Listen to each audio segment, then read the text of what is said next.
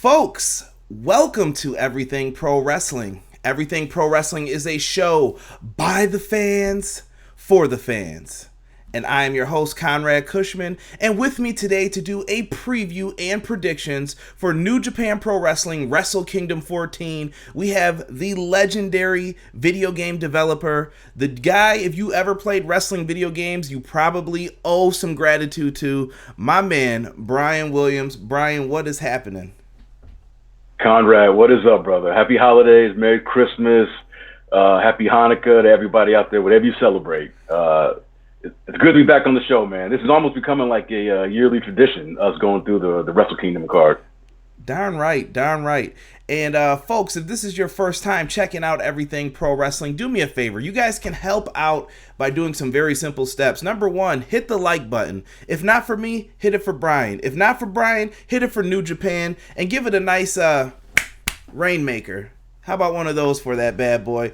Also, you guys can comment down below. All the comments will be seen by me. At this current point in time, I can respond to all of them. So if you guys have some thoughts, tell me your favorite match, what you're looking forward to, what do you want to see in the future maybe from New Japan Pro Wrestling. There's a lot of things to talk about, so leave me a comment down below and I will get back to you. Also, in the description, we have some pretty cool free things for you guys. Go to powerslam.tv, and if you use the code EPW show, you guys get 1 month on me, on the house. Watch all the best independent pro wrestling around the world. Check it out. Once again, use the promo code EPW show. And you guys can also listen to this. This is for the podcast version. We're doing it on YouTube now, but you guys can carry the audio around with you. So if you have Spotify, Apple Podcasts, Google Podcasts, take it on the go, take it to work, take it on the train. You guys can listen to us talk about Wrestle Kingdom. This is looking tremendous. We got some people in the live chat. I'm going to try to acknowledge you live chat.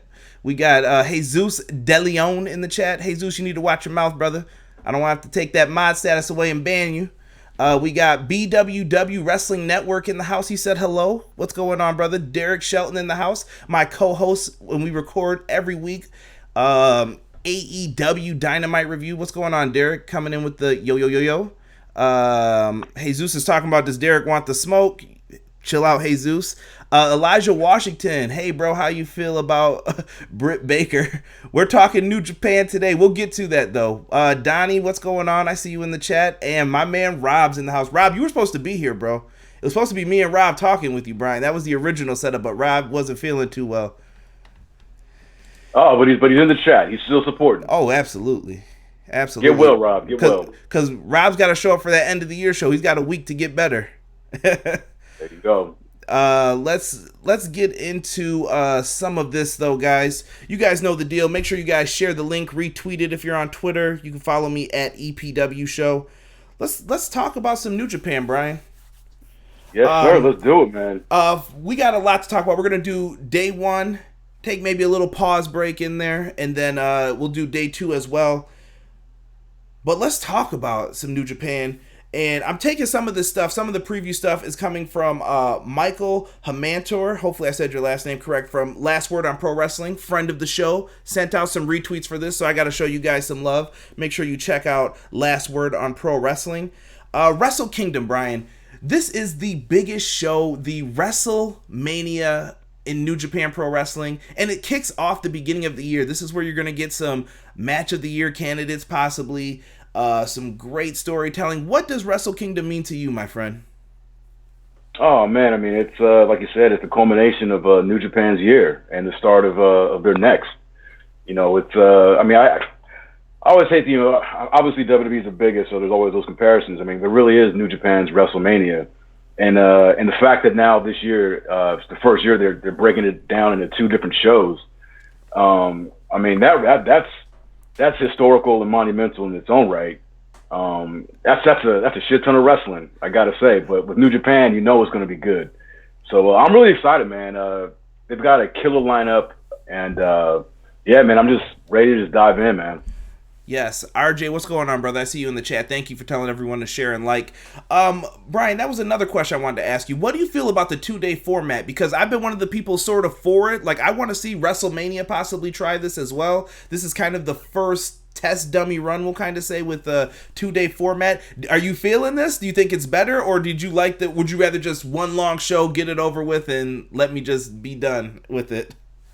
Yeah, that's an interesting question. I think just my quick answer is that I'm actually against it. It's a lot. It's a lot to consume in 2 days. But the one thing I will say is that if anybody's going to do it, I trust New Japan Pro Wrestling to do it and to pull it off successfully. I think each night is it's stacked, and the level of talent in this promotion and the quality of the matches, like, it's going to be a lot to get through, but I know that at the end of those 2 days, it will be worth it. If WWE did this, I definitely will be cherry picking the matches that I would view, and it would definitely be on a delay.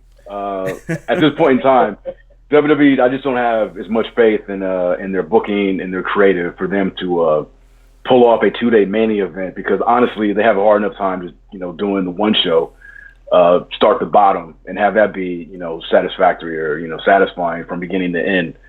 But I don't have that word with New Japan. It'll be a lot of wrestling, but it's going to be a lot of good wrestling. It's tough. I'm looking in the live chat here too, so people listening, I'm going to read this for you guys. Rob says, Wrestle Kingdom consistently sets the bar for the rest of the year, basically telling the rest of the wrestling world, and he puts this in quotes, top that bitch. And that's not... He ain't lying. He's not lying. That's a good way to put it, man. There was a lot of great candidates up there for it. Donnie also put, it will be the best show of 2020, he believes. That's some big shoes to fill. Now, there's a lot of stuff happening. So, yeah, but again, he's not lying. Because these Wrestle Kingdom shows, I would say, going as far back as 2013, 2014. Yeah. Like, these shows have been the best, super shows or the biggest pay-per-views of the year, and they kicked the year off with this. You know what I mean? So they I think Wrestle Kingdom, they've got a track record of consistently putting on these great shows right at the start of the year, and a lot of times everybody's just playing catch up. All right, well, let's get into the first match that I want to talk about. And this match isn't even going to be shown to the live crowd. I don't know how to feel about this, Brian. It is a dark match, but this is a promotion I've been recently getting into. You're getting a cheap plug for this. Shout out to my man JPQ at No Particular Angle. JPQ put me onto this promotion, and I've become a fan ever since then. And the person who I'm the biggest fan of is in this match. It is the Stardom Exhibition match. Stardom is a wrestling company. You guys may see it as DLC and Fire Pro World. You guys can check that out. I'm a big fan of what I'm seeing from them, just from the little taste of Stardom that I've seen. We have a tag team match with Mayu Iwatani and Arisa. I can't even say it. I just call her Arisa. And they're going to be taking on Hana Kimura, and I want to say this is Julia. Julia is just the name? Yeah, Julia, yeah. Okay. I'm a big fan of Arisa. I've seen Mayu in Ring of Honor do her thing. She's great too. But Arisa is the one who has really impressed me with a lot of her vicious kicks. Absolutely love her style. So, Brian, first, let me get your thoughts on the Stardom promotion being involved in this relationship, I guess, with New Japan Pro Wrestling going forward.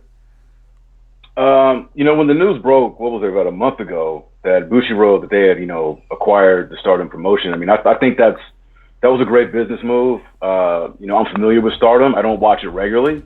In fact, probably the most that I've watched Stardom is when I was, working on the WWE franchise before Visual Concepts took over, and just gearing up and getting ready to prepare, the wrestlers' movesets, like Kairi Sane, and some other people. I'd watch their matches, with Stardom, and there's no doubt. The women in that promotion, those matches are fantastic.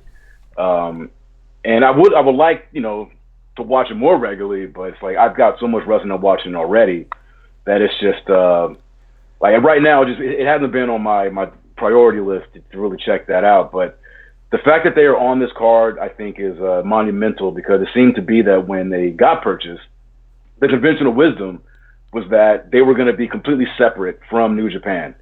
I remember reading some reports saying that, although Bushiroad acquired them, there really was going to be a hard separation between Stardom and New Japan, because there were a lot of people thinking that, oh, maybe Stardom will get on their on New Japan World, but then that kind of got shot down because, as far as I know, I think Stardom, they have their own over-the-top network, don't they? Correct. That's how I watched it with JPQ. He has their network, and then he showed me some of the stuff on it. I was like, this is kind of dope, man. And I was watching like their version of the G1, and it was really fun. We kind of went through a day of it, and I got to be on this podcast for it, so it was really good.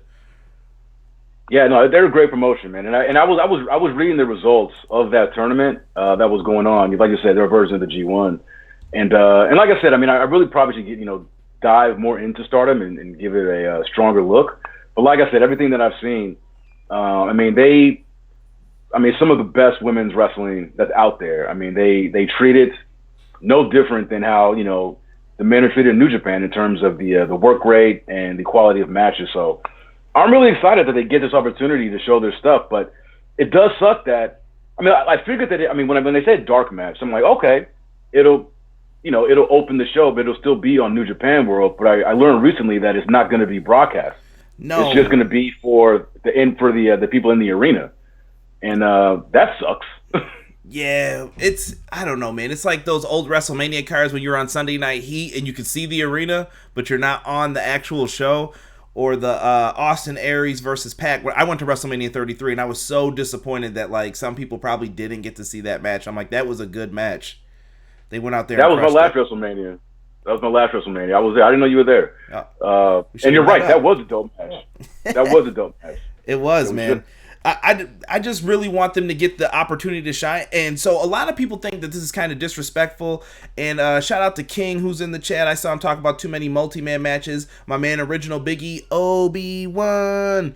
I know you're a big wrestling video game fan. What's going on, Obi-Wan? And Elijah Washington brought up that he said, I like this idea. I think New Japan should get a women's division in 2020.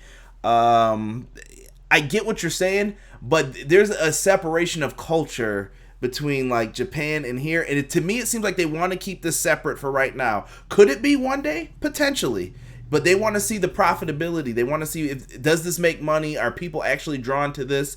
And what I read was Stardom's attendance has been up ever since they announced the Bushi Road merger. So who knows? We could see something possibly from this develop.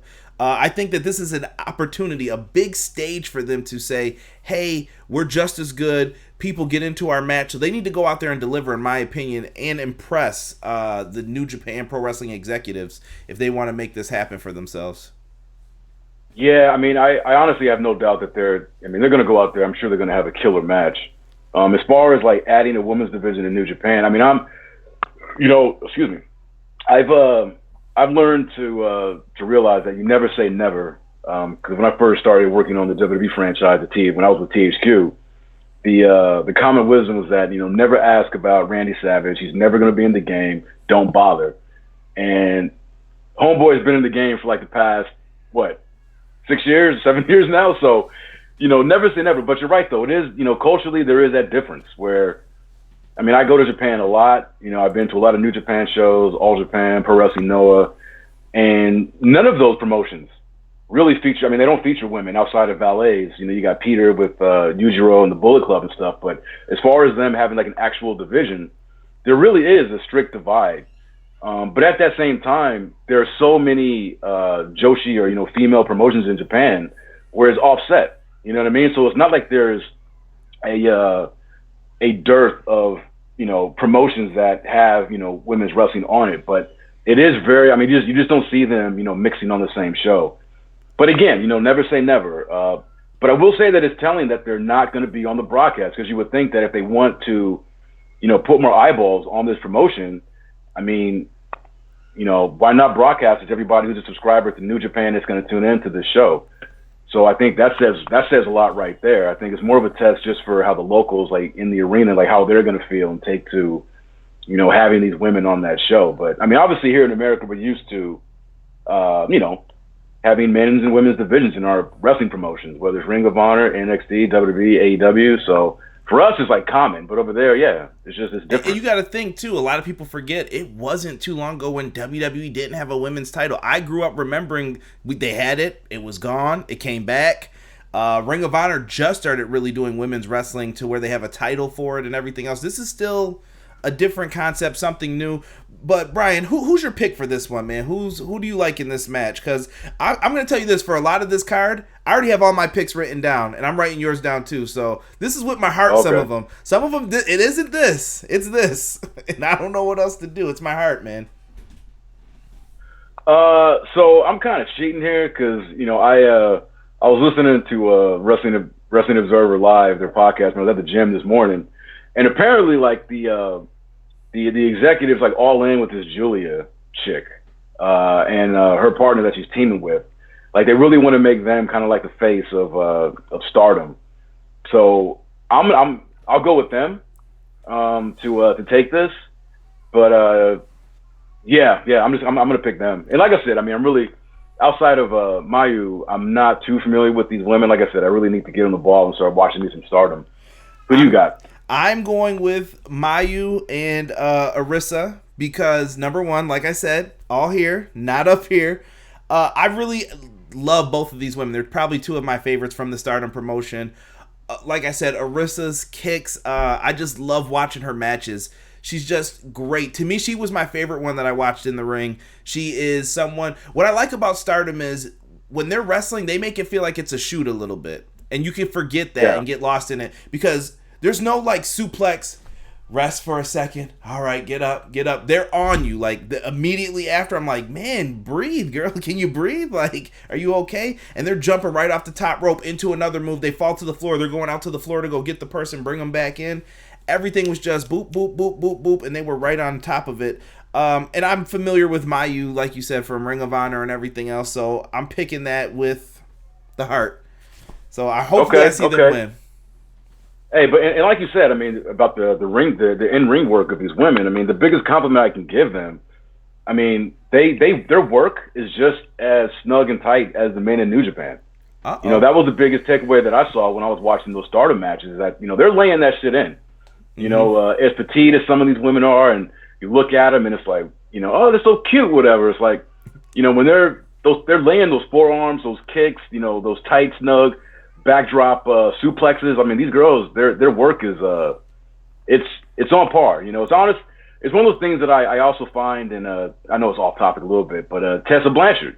You know, when I see her work, you know, the biggest compliment I give her is that her work is just as snug and tight as the men. You know, and you know, so and like I said, that's a compliment. I'm not saying that they're mannish. I'm just saying that they are out there to. It looks like a shoot. They're out there when they're working. It looks like they're actually trying to win, and I think that's what separates Stardom from a lot of the other promotions that are, you know, all female based. It makes 100% sense what you're saying about it. That's why Tessa next month is going to be challenging for the World Heavyweight Championship in Impact. Let me see here. We've got some good things here. That would be nice. New Japan Pro Wrestling booking the women's match. But then King comes in with an interesting thing. He said he read the women's match is a dark match because of TV rights. And shout out to Derek for saying Michinoku driver that like button. If you guys don't know who Taka Michinoku is, look him up. Yeah, that's a good one. Taka, motherfucker. I know most people probably know him from the choppy stuff, but let's get into New Japan World. Let's get into some of the other matches. These will be pre-show matches, I assume. We have Team GBH, so we're gonna have Hamna. Who was in this? Makabe, Uriah. Oh, I'm gonna mess this up. Yodo Tsuji versus Team Young Lion, Alex Coughlin, Clark Connors, Hanrei, and Carl Fredericks. I don't know a lot about this. It's on the pre-show. It seems like it's a lot of the guys from the New Japan Dojo, the new one in LA. I don't know if you've been out there yet or seen anybody who's working out there, but they've got some different guys in this one. I'm familiar with a lot of the Young Lions. I happen to see Carl Fredericks and Clark Connors as a tag team in Ring of Honor. And if you don't believe me, go back and find the last Ring of Honor show review I did in Buffalo, New York. It was Global Wars. And I saw these two in a tag match and I said, listen, these two, I don't know if it's going to be in a tag team or in singles, but those two are stars. I'm telling you right now. And I think people are going to get to see it in this match. So listen for the names Clark Connors and Carl Fredericks in this match. That's yeah, my I pick to second win. you on that. I second you on that. These guys, when I was in Japan this past July, you know, I went to a couple of G1 shows, and I got a chance to see Clark Connors and Carl Fredericks, you know, and like some of the opening tag matches and stuff. And these guys, yeah, they're impressive. They're very impressive. Like, I know they're coming out at LA Dojo. I don't know what they were doing before, but yeah, these guys they're future stars in the making. However, I'm taking the vets to win this. I mean, that's just kind of what they do in New Japan, especially these pre-shows. I mean, I think the young guys are definitely gonna get a rub. You know, they got Hinare in there, who's you know, a guy that, you know, they see something in. But I just think, you know, New Japan being New Japan, I think the vets are gonna take this. I'm not mad at it. I'm not going to spend too much time on some of these because, like I said, we're on day one still. We got a tag match with Ten Cozy. We got Kojima and Tenzan versus the team of Justice, Yuji Nagata and Nakanishi. Nakanishi, yeah. So, come on, B. I don't know who you're taking for this one, but these are some veterans going at it in here. Yuji Nagata just signed a contract. I don't know if it was an extension or if he signed on for a few more years. I was shocked to like see him sign on again. I was like, oh, all right, okay, do your thing. Yeah, well, he's working. I mean, Yuji Nagata, he's a legend. I mean, obviously, I think New Japan, they don't want to lose him. And I know he's working and doing some stuff with their dojos. I want to say I'm sure he's doing work with both the LA dojo as well as what they got in Japan. But yeah, no, he's definitely someone to keep around. I mean, he can still go. You know, Blue Justice, he can still go. Exactly. You know, teach these young lions some stuff when they get in the ring with him. Oh man, this, as far as who's gonna win, this is like a pick 'em. I mean, if I had a coin here, I'd flip it. So I'm just gonna go with just, you know, my personal fave, which is in the people involved in this match. I'm gonna go with Nakanishi and Nagata to win this. I'm not a big Tenkozy fan. I'm just not. Why is that? Honestly, I don't know, bro. Like, honestly, I mean, they're both good. They're both good wrestlers, obviously, and they're legends. There's just, I don't know. Like, when they're together, they just kind of annoy the hell out of me. I can't really tell what it is. Not mad at it. Yeah, I don't know. It's an irrational pick. I just, you know, sometimes you just got to go with your gut. I'm with you on that one. I picked the team of Justice as well, just because there's no particular reason, there's no logic behind it. I'm a Yuji Nagata fan too. Ever since his days in WCW, he battled it out with the Ultimo Dragon. If you guys ever want to look that stuff up, really good stuff. It's different, man. Something very different. These are some classic people. If you look up some of their matches. Oh yeah. Let's get into the next match. This is where I fear during the show that some tears may flow. I may, you know, get in my feels a little bit because one of my favorites of all time is in this. Let me ask you: are we gonna go from the main event down, or are we going from? We're going down. We're starting with we gotta start with Liger. Liger deserves this. This is the main card. Okay. This is Jushin Thunder Liger Retirement Match 1. They called it. Yeah. Retirement Match 1, we have Team Jushin Thunder Liger, a legend. I just did an entire podcast dedicated to the man, talking about his history, and I apologize. I forgot to bring up Super Liger.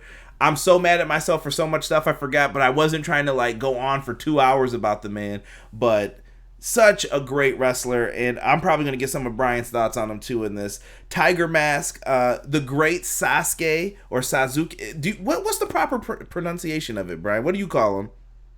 Sasuke. Okay, thank you.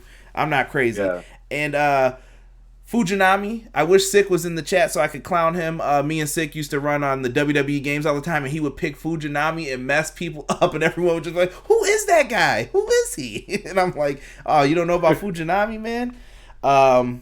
And who else is with them? Oh, El Samurai is going to be with them as well. Someone who I brought up on that countdown of who Liger had great matches with. These names are going to be popping up throughout any match with him. Mark my words. And they're taking on Team Sano. So Sano, who I said he had probably one of his best matches with. You've got him, Takaguchi. We have, is it Takaawa? Did I say that right? Takaawa? And Takeawa, yeah. Takeawa. And Otani. And they're going to have Kobayashi with them on the outside. So you got some legends, even like with the managing on the outside. They're going to get their payday, do their thing for this one.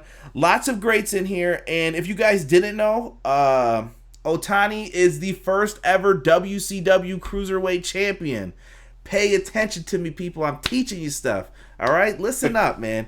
You got to check that out. He had a great finals match with Chris Benoit. If you guys go back and check that out for the first ever Cruiserweight title tournament. I remember watching it live. I'm old. So, Bryan, Jushin Thunder Liger, bro. You gotta talk to me. You gotta holler at me about this, man. How did you first get introduced to Liger? And maybe give me like memories, matches, moments, something that you like about the guy.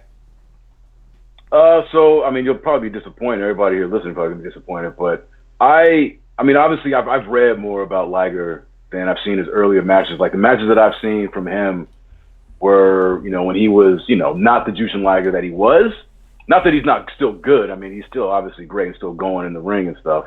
But I think the first time I saw him live was might have been 2008 when I was with THQ and I was in Japan and I saw him in a Best of Super J-Cup match.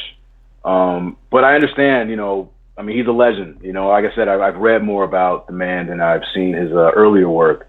I need to go back and watch some of those classic matches. Although I did see the one with, him and Pillman? Yes. Wait, which one with him and Pillman? The one on that Nitro. No. No. You need to watch him and Pillman, Super Brawl 92. Super Brawl 92? Yes. That's the one? You can go on the network. You don't even need to watch the rest of that show. Just watch that match and go to work on it, man. For that Liger show, I don't know if you guys know this, but for 2 weeks, I watched nothing but Jushin Thunder Liger matches. Like, I know the man now. Like, I know the moves. I know what's about to happen. I can pick up the little mannerisms. And it was a lot of fun to go back and watch those. I even watched the Nitro match, but I didn't include that in my top 10 matches for him. That was kind of But it was... they had great chemistry, him and Pillman. Absolutely loved it. He appeared in NXT. He's been all over the place. He's wrestled Bryan Danielson. We can go on and on. Samoa Joe at TNA's Bound for Glory. Good stuff, man. Absolute legend. Yeah, I remember when I was in Japan once, and you might have even seen this, because I think there are like clips of it on YouTube or whatever, but there was some news program, not even a news program, it's like one of those like variety shows, and they had Liger going into like this massage parlor, and people were like, they were like blindfolded or whatever, they couldn't see who it was, they just thought it was a masseuse, and he was putting them in the Romero special. And they had no idea who it was. They're just like, what's going on? And then, he did it to a couple of people and just getting their reactions. And I was just like, wow, that's dope. But yeah, no, Liger's he's the man. I need to do a deep dive into his work, his earlier work. Bryan, but the fact that he's got two. In my watch later section on YouTube, I have a match that I found. Hold on. I got to make sure I say the right name when I look this up because I don't want to say the wrong match. It's a tag match he's in that I've never even heard of. Yes, the Steiner brothers versus the Pegasus Kid, who is Chris Benoit, and Jushin Thunder Liger. I have this like in my history to watch. It's a 15-minute match, and I'm like, I'm going to watch it. I just had to detox from my Liger matches for a little bit, but I have it in there, and I want to watch that match. Oh, damn, that sounds good. Yeah. I'm about to go in there and check that out myself. But in terms of who's going to win this, I think the fact that he's got two of these retirement matches, I think that his team is going to win this. And Save it. I mean, I know it's probably... Yeah, I'll say. I don't want to cry right now on the podcast with people watching. Elijah Washington was going to work in here talking about his favorite Liger matches. Liger versus Ultimo Dragon, Rey Mysterio, Eddie Guerrero, Benoit 95. Chris Matthews is very sad as well that Liger's retiring, but he's happy for him at the same time. Yes. I don't think we're gonna see any Kishin Liger, but dude, so many great things. Like I said, if you're ever bored and you need to kill some time this week, go back and listen to the Liger podcast in the archives. So much goodness in all of that. And it's really good to see a lot of the other legends back too. That I don't want to just gloss over them like, yeah, good for them. These guys were really some of the greats if you go back and watch their matches from the 90s. Oh yeah, absolutely. I mean Fujinami, he's, one of the shit, man. Like pretty much Dragon Suplex, Dragon Screw. This is a guy, he innovated those maneuvers that are now just become commonplace moves in wrestling. It was great to have him in the WWE video game that year that he got inducted to the Hall of Fame. Yeah. It was really cool doing a deep dive and watching all his older matches to get his moveset together. But you know what? All these guys, like you said, these legends are coming out in support of Liger, man, and this is his swan song. Want to be a part of it. Obviously, really good stuff, man. And at 54, the man can still perform as well. Thank you. Yeah. Biggie just yelled at me to be a man. I love it. Let's talk about the next match here. We got LIJ, the team of Bushi, Evil, Sanada, and Shingo taking on Suzuki-gun. We have Minoru Suzuki, ZSJ, Zack Sabre Jr., Taichi, and El Desperado.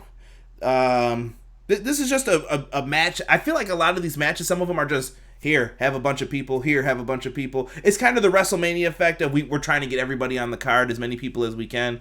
So, yeah, but you know what though? The one difference between what New Japan does, not always with these multi-man matches, but more so than what WWE does, is that they use, especially on an event as big as Wrestle Kingdom, is that they use these to set up, which they're going to be doing on the show anyway, but they use these matches to set up, feuds and angles for programs moving forward. So a lot of times, unlike, on WWE, they'll just put together, like you said, to get people on the card, 6-man tags, just to kind of say, hey, you were on WrestleMania, cool. They wrestle a match, but nothing ever really comes of it. But in New Japan, they do a much better job of laying the groundwork for potential, whether it's dissension within factions or just other feuds and programs that they are going to foreshadow going into the new year. So, not saying that that's going to happen on this match, but just in terms, because I know there are a lot of multi-mans on here, but they a lot of them do lead to something. They're not just thrown together just to be there. But saying all that, who knows? I love both these teams.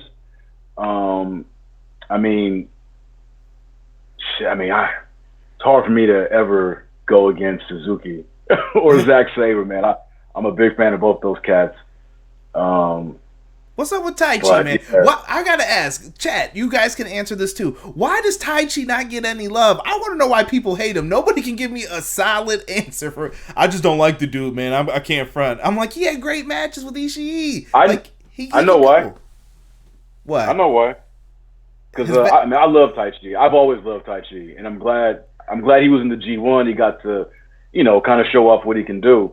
He's just a great fucking heel, man, and it's his face. He's got a face that is just so punchable. Like you look at him, and he just looks like a scumbag. You know what I mean? I really think that's where everybody's kind of leans into that, and the fact that a lot of his matches, it's a lot of stalling. It's a lot of him just just fucking around with the ref and just obvious cheating. But then you'll see him, in a match where he's actually busting his ass and working. And you're like, dude, you can work. Why don't you do this all the time? And to that I say, because he's a heel. He's leaning in. Oh, here we go. I'm starting to see the reasons coming in.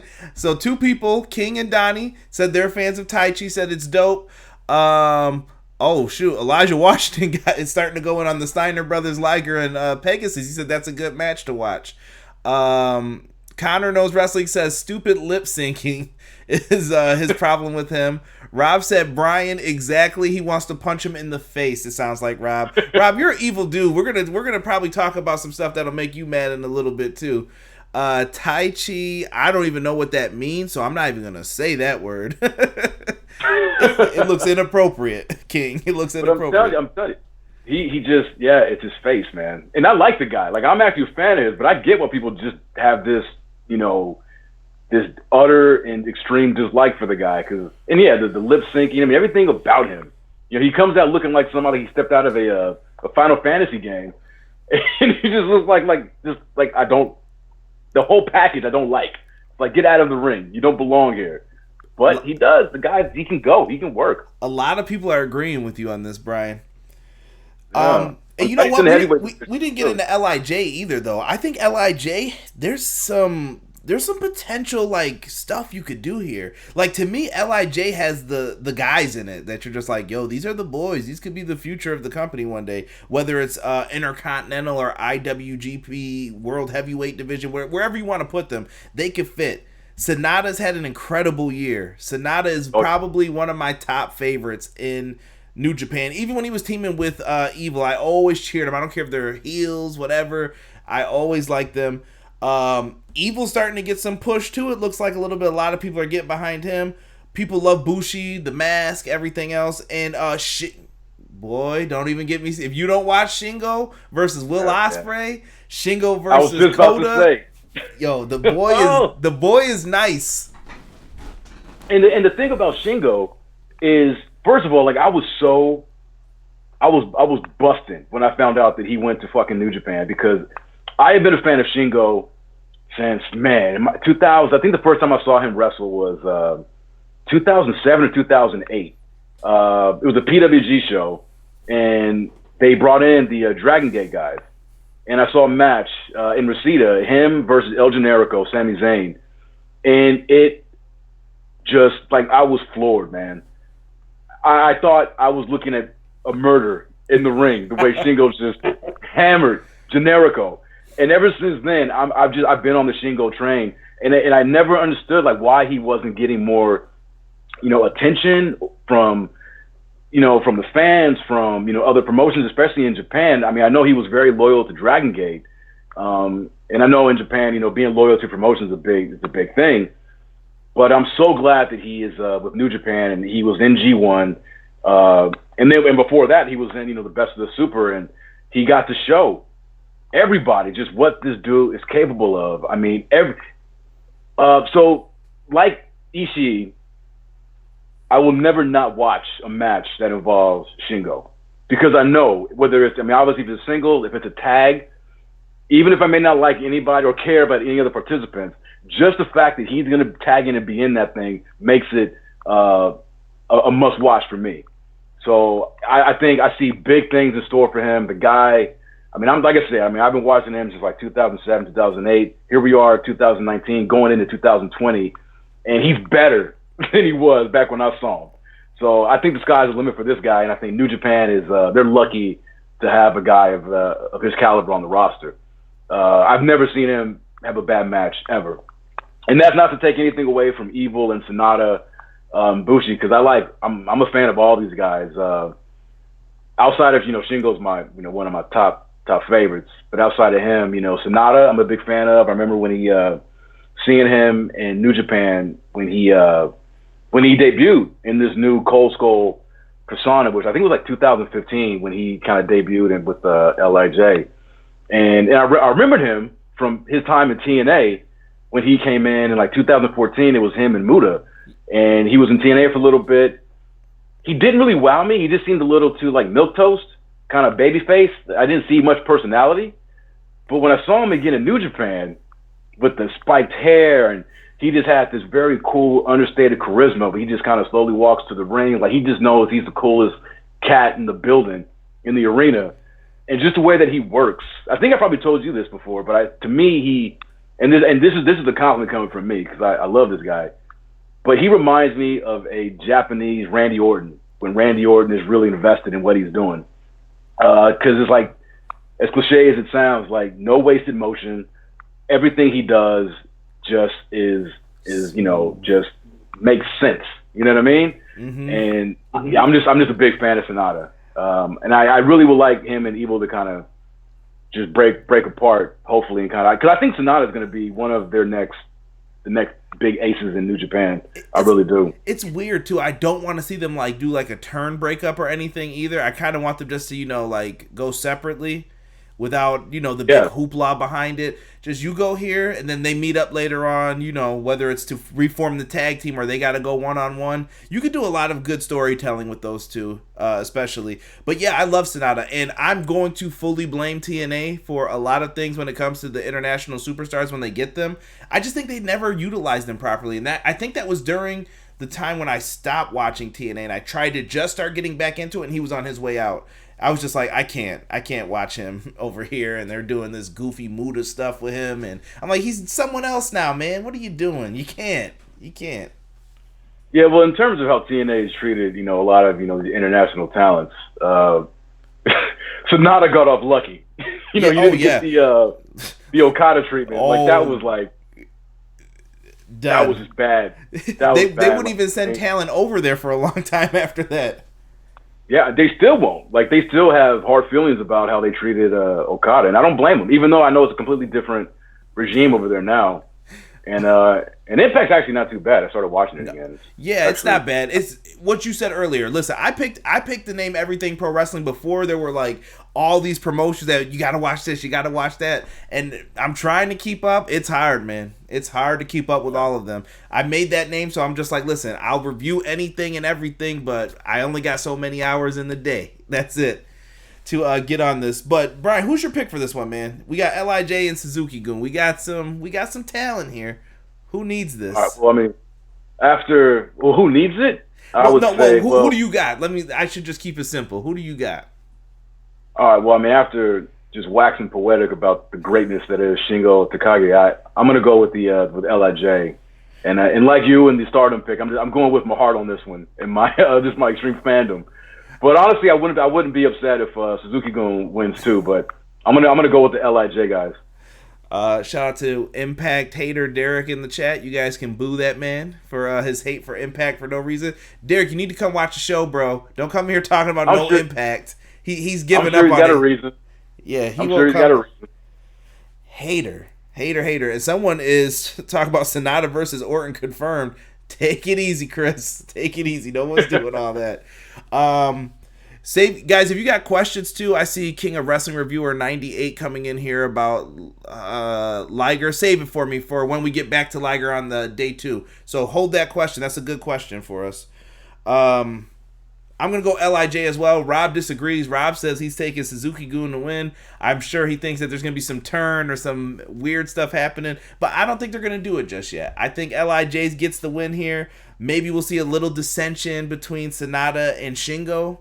That would be dope to me. But I'm going to stick with you and go Lij. Let's get into another tag match for day 1. We have the Bullet Club. KENTA. Thank you for doing what you did.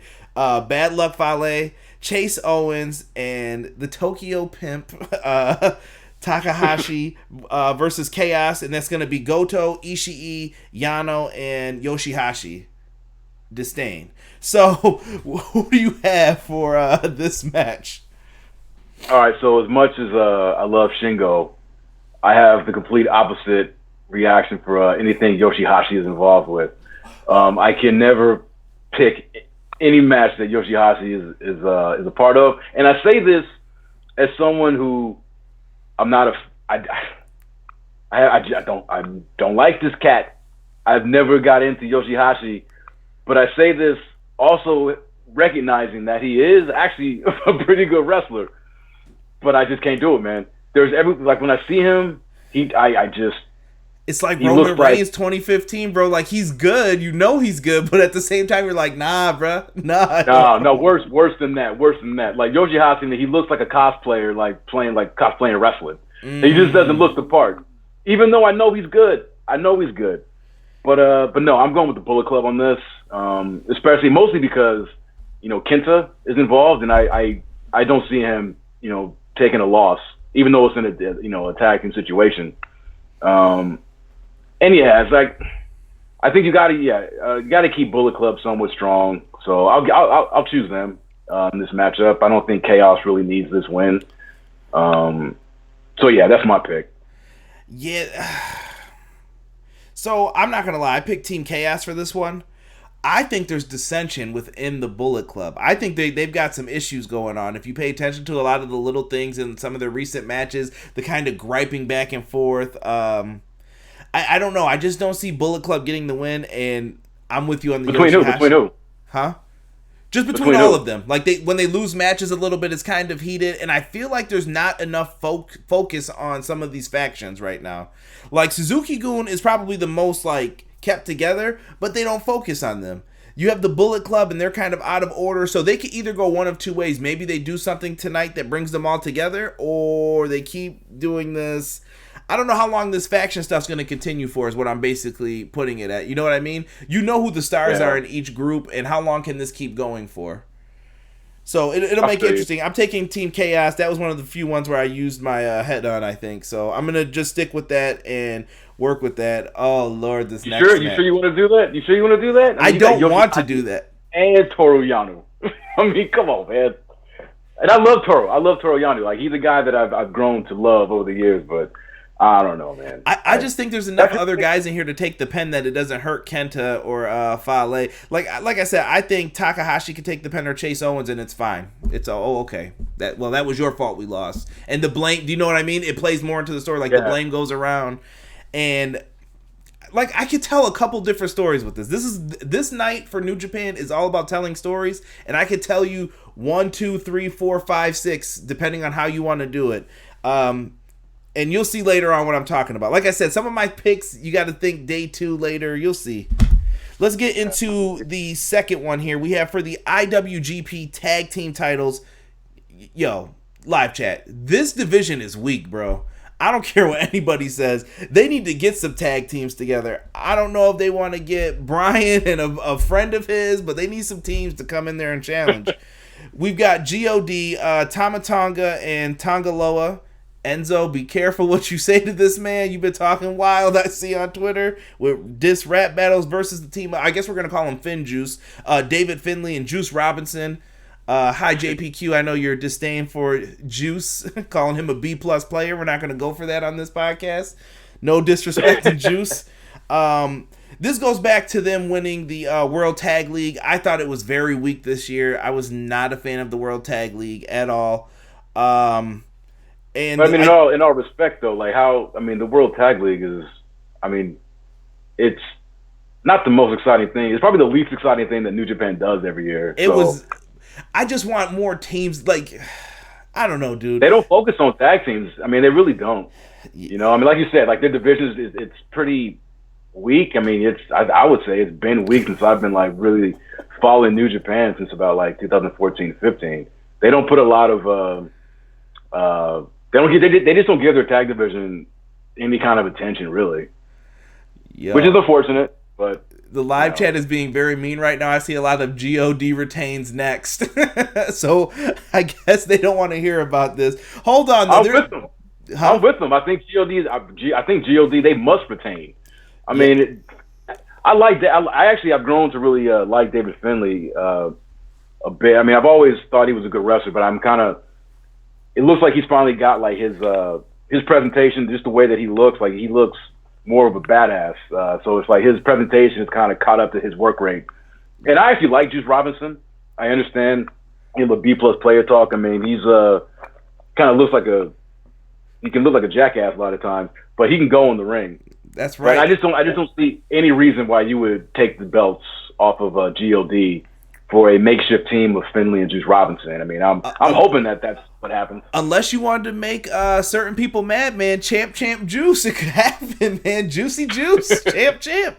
Because he's challenging on night 2 for the IWGP US title. Listen, you know me, man. I've always been a CJ Parker fan since his days in FCW. I don't care what you say. I think the dude's got talent. I'm glad that he's getting to showcase it.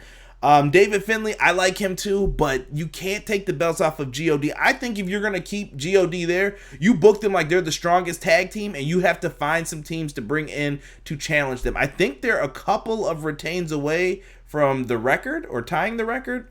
They're close. So I think God needs to keep the win here, and we will keep it moving for the chat. Sick, you're in here. I was just talking about you before. Good to have you in here. Hold on. We'll answer a question here. He says, "Do you think the whole multi-stable / faction thing is getting played out in New Japan Pro Wrestling?" I'm gonna let Bryan answer it because he's the guest of the show. Yeah, I do, and I felt this way for a lot of years now. I know it's what they do. I mean, my God, Chaos has been. How long has Chaos been around? You got Chaos, you got years, and but it's not just a New Japan thing. Obviously I think they have way too many of these factions in New Japan. I'm just not a big faction guy, period, in pro wrestling. Because for me, I just don't in a sport where it's mostly unless you're in a tag team, where it's all that individual glory. I just don't get the sense of why I would want to be in a faction where it's nah, man, we can be cool and stuff, but hey, if I gotta face you to get a title shot, we'll be friends after the bell, whoever gets the win or the loss. But it's I just don't see why, these factions have just never really made all that much sense to me. And New Japan, they really run with it. You know what I mean? With like I said, LIJ, Suzuki-gun, Chaos, Bullet Club, it's just a lot. So I do think that it's a little played out, but at the same time, it doesn't get in the way, if that makes any sense. Right. It doesn't get in the way of the good stuff that New Japan books. But yeah, it does seem like, something needs to happen with some of these stables. There's just too many. That's part of my fear for Bullet Club. I think they're going to try to maybe emerge them out. They could if they wanted to, is what I'm saying at this point. Let's see here. Elijah Washington said he wants to see GOD versus Santana and Ortiz. We'll see. We'll see what happens with it. We'll talk more about that. I see where you're leaning into. Rob says, if Kaz and Enzo show up, I'm walking out of your house and waking up the intern before I go. Rob, you do that, we're going to have some real problems at 4 a.m. Don't do that. Hey, Rob, I can guarantee you that is not going to happen here. I can't guarantee a lot of things, but I can guarantee you that for sure. He said they already have Takahashi. They don't need Enzo. Rob, go to the corner. I'm done with you for a minute. Let's get into this IWGP US title match. I'm actually really, really looking forward to this one. It is a Texas death match. So Texas is coming to the Tokyo Dome. We're going to have Lance Archer, the current champion, versus Jon Moxley from AEW. That is the former Dean Ambrose. These guys have a kind of a quick vendetta. I'm going to kind of run through this really quick for you guys. Moxley lost the title due to his staph infection. He did not defend it within, is it 90 days in New Japan? Is the time limit? I can't remember if it's 90 or 30. But well, no, didn't he? I thought it was because he couldn't make it out because of the typhoon, and they had to. That's the real reason. Real reason. I'm kayfabe land. He couldn't defend the belt within 90 days. Kayfabe. Mm-hmm. He couldn't defend the belt within 90 days. No, you're good. You're good. Bryan just told you the real reason. He couldn't get out there. Typhoon, natural disaster was occurring. They stripped the belt of him. Who becomes the champ? Lance mother effing Archer. This dude is a badass. Don't look at that Lance Hoyt where he had big girls' panties tied around him from TNA. This dude is raw in New Japan Pro Wrestling. This dude will jack you up. And I've loved his singles run since he's left Killer Elite Squad. He was part of Suzuki-gun at one time. I think he's done tremendous as a solo competitor. B, give your thoughts on this one. Who do you like? I just want to echo your sentiments on Mr. Archer here, man. He completely reinvigorated himself when he went and did the singles thing. It was in the G1 this year. Because I honestly was not obviously at the start of the G1 and his matches, I was like, ugh, not looking forward to this. Why is this guy in there? And all it took was that one match, I think, because at the Dallas Ospreay G1, yeah. And I was like, oh shit! I didn't think Archer had it in him like this. He really completely reinvented himself. And like you said, I've been a fan ever since because it wasn't just that one match. He's carried with that. That was the start, and then his performances throughout the G1, which is brought him here to Wrestle Kingdom. He's won me over. I'm a big fan of Lance Archer, and for a guy who's been in the business for as long as he has, which is funny because you're right. To see him wrestle this year, I actually had forgotten about his time. What was it, the Rockin', what was that faction he had in TNA? Rock and Rave with Jimmy Rave. Rock and Rave, Jimmy, yeah. And I was like, yeah, you're right. Like, this is the guy with the tramp stamp and all that. You know, I'm like, wow. Like, oh, God. For a cat who's been in this, like, he has shown, you know, us, you know, the wrestling fandom, like, so much.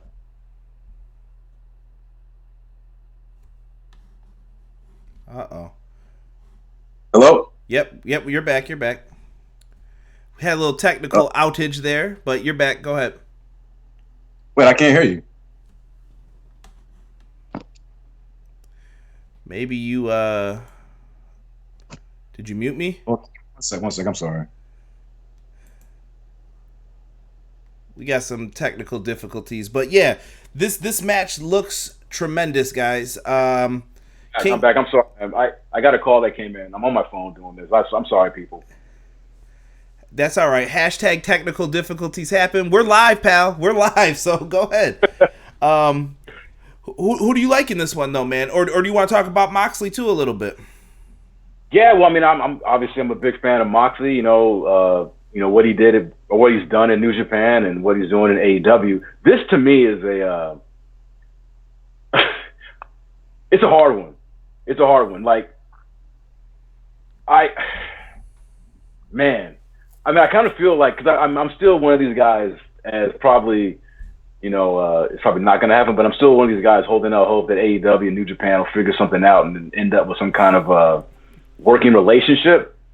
Really doesn't seem like it's going to happen, but that being said, I know that they being New Japan, are still very much intent on, you know, keeping and doing business with, you know, Jericho and Moxley.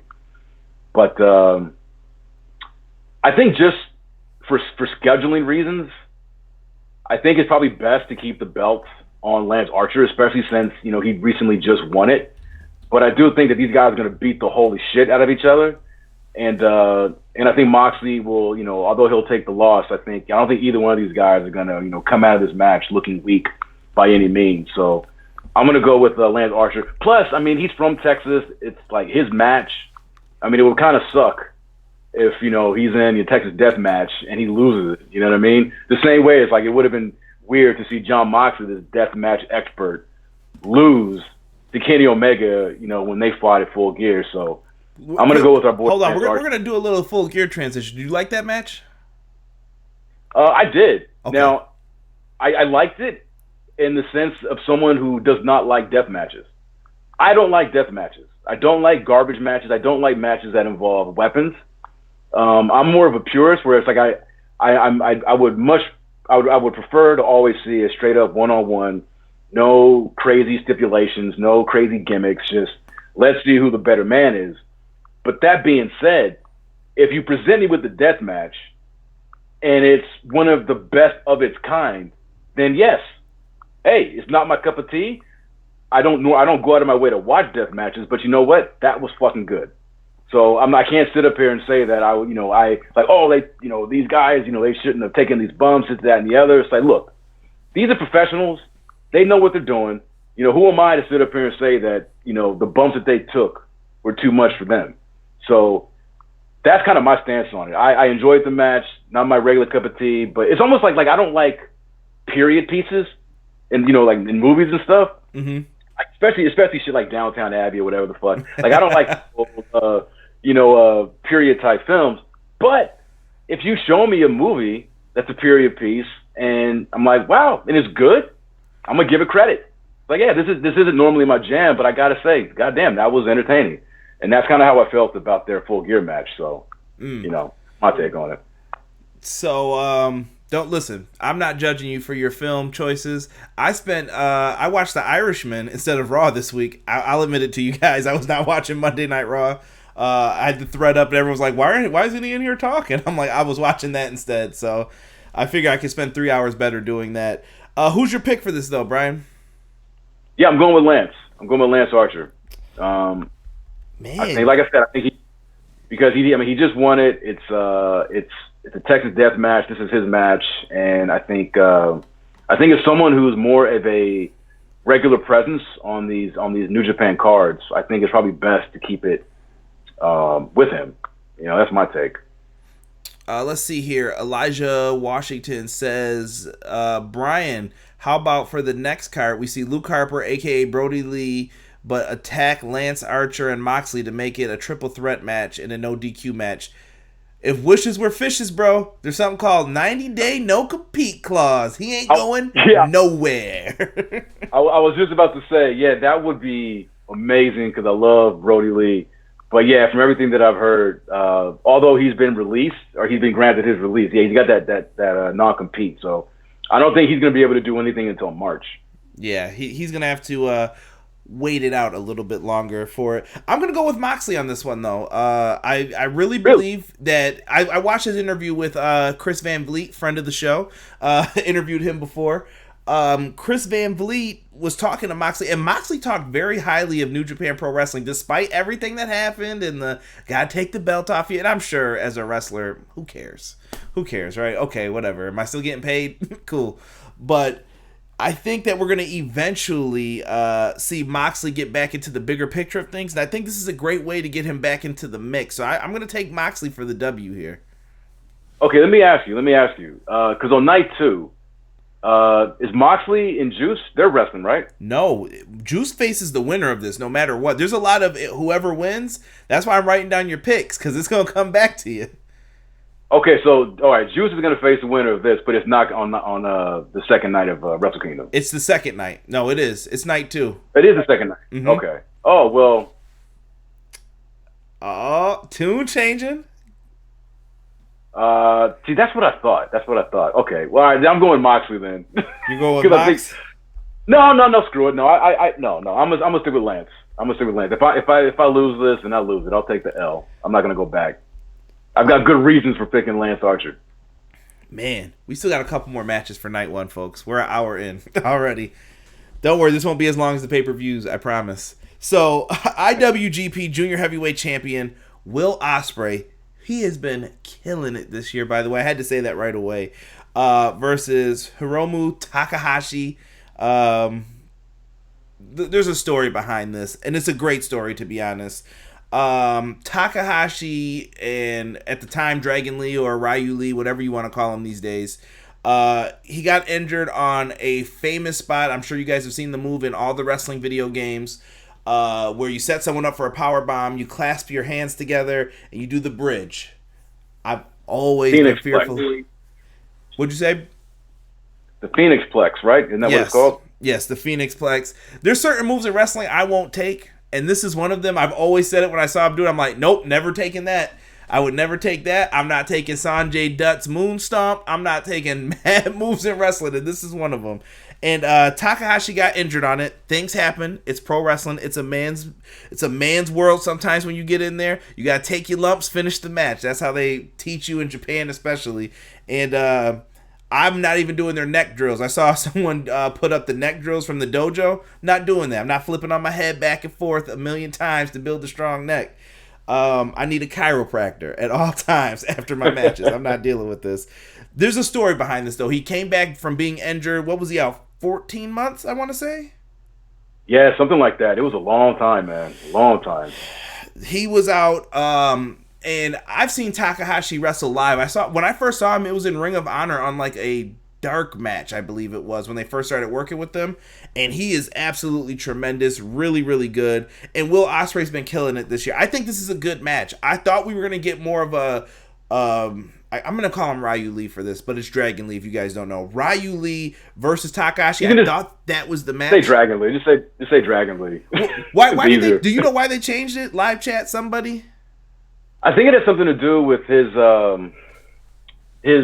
whatever his contract is in Mexico, because he left. I forget if it was CMLL or AAA, but I think they actually had the rights to the Dragon Lee name, so he just switched it over to Ryu, which is dragon in Japanese. I think it has something to do with that. That's a little Street Fighter knowledge for you guys if you're ever on Jeopardy. But what do you think of this one? I think this is a better match, though, too. Like, I think the way Will Ospreay's been performing, this could be a better match than what we would get with the original two, who I thought it would be. Rob said, hashtag bring back Daryl. Absolutely. The cat emojis in the chat. But what do you think of this one? This is one of the matches I'm looking forward to the most. Unsurprisingly, I mean, it's Will Ospreay and Takahashi. Like neither one of these guys ever phoned it in on any card, and you put them together on a Wrestle Kingdom card. I think this could easily be match of the night if given enough time. This is going to be insane.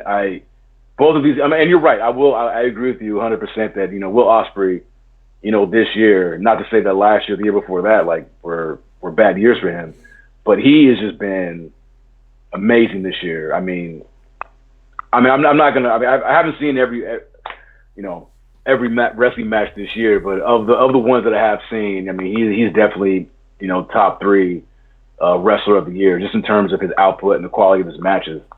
And it's great to have Hiromu coming back. I think New Japan has big plans in store for Ospreay, and the fact that he was in the G1 this year, where they're not even teasing, but the fact that he's moving up into the heavyweight division, I think this would be a perfect opportunity for him to take this L and lose to Takahashi, and for Takahashi to come back from that injury and reclaim his IWGP junior heavyweight championship. I think it'll be a feel good moment for him, for the fans, and I think for Will Ospreay, I don't think he loses anything in losing his championship, because I think he's ready to be moved up into that heavyweight picture. So I'm gonna go with Hiromu. What do you got? I got Takahashi as well for it. Hashtag bring back Daryl is right, damn it. I absolutely love the story that could be told here of redemption, and I think that he deserves it, man. This dude busted his ass. I just hope he's prepared to come back. I know sometimes people come back early from neck injuries. I take all the time for that, man. I've seen too many things go bad with neck injuries coming back too early, and then people have to retire early, or they have to go back out again for another 14 months to go get neck surgery, whatever it takes. Hopefully he's healthy. I got Takahashi winning this. I think Will Ospreay's ready for the heavyweight division. Let him rock, man. He reminds me of Kenny a few years ago when Kenny Omega was doing the junior heavyweight stuff. I think he's ready, man. He's proven it. That G1 he was carrying. So I am 100% behind Will Ospreay for that one. And let me... Yeah, he's kind of on the same similar track, like you said, as what Omega did in New Japan, where starting out in the junior division and then kind of slowly working his way up into that heavyweight division. I think you're right about that. I think Ospreay, they have him on that same kind of angle or program as far as he's concerned. We got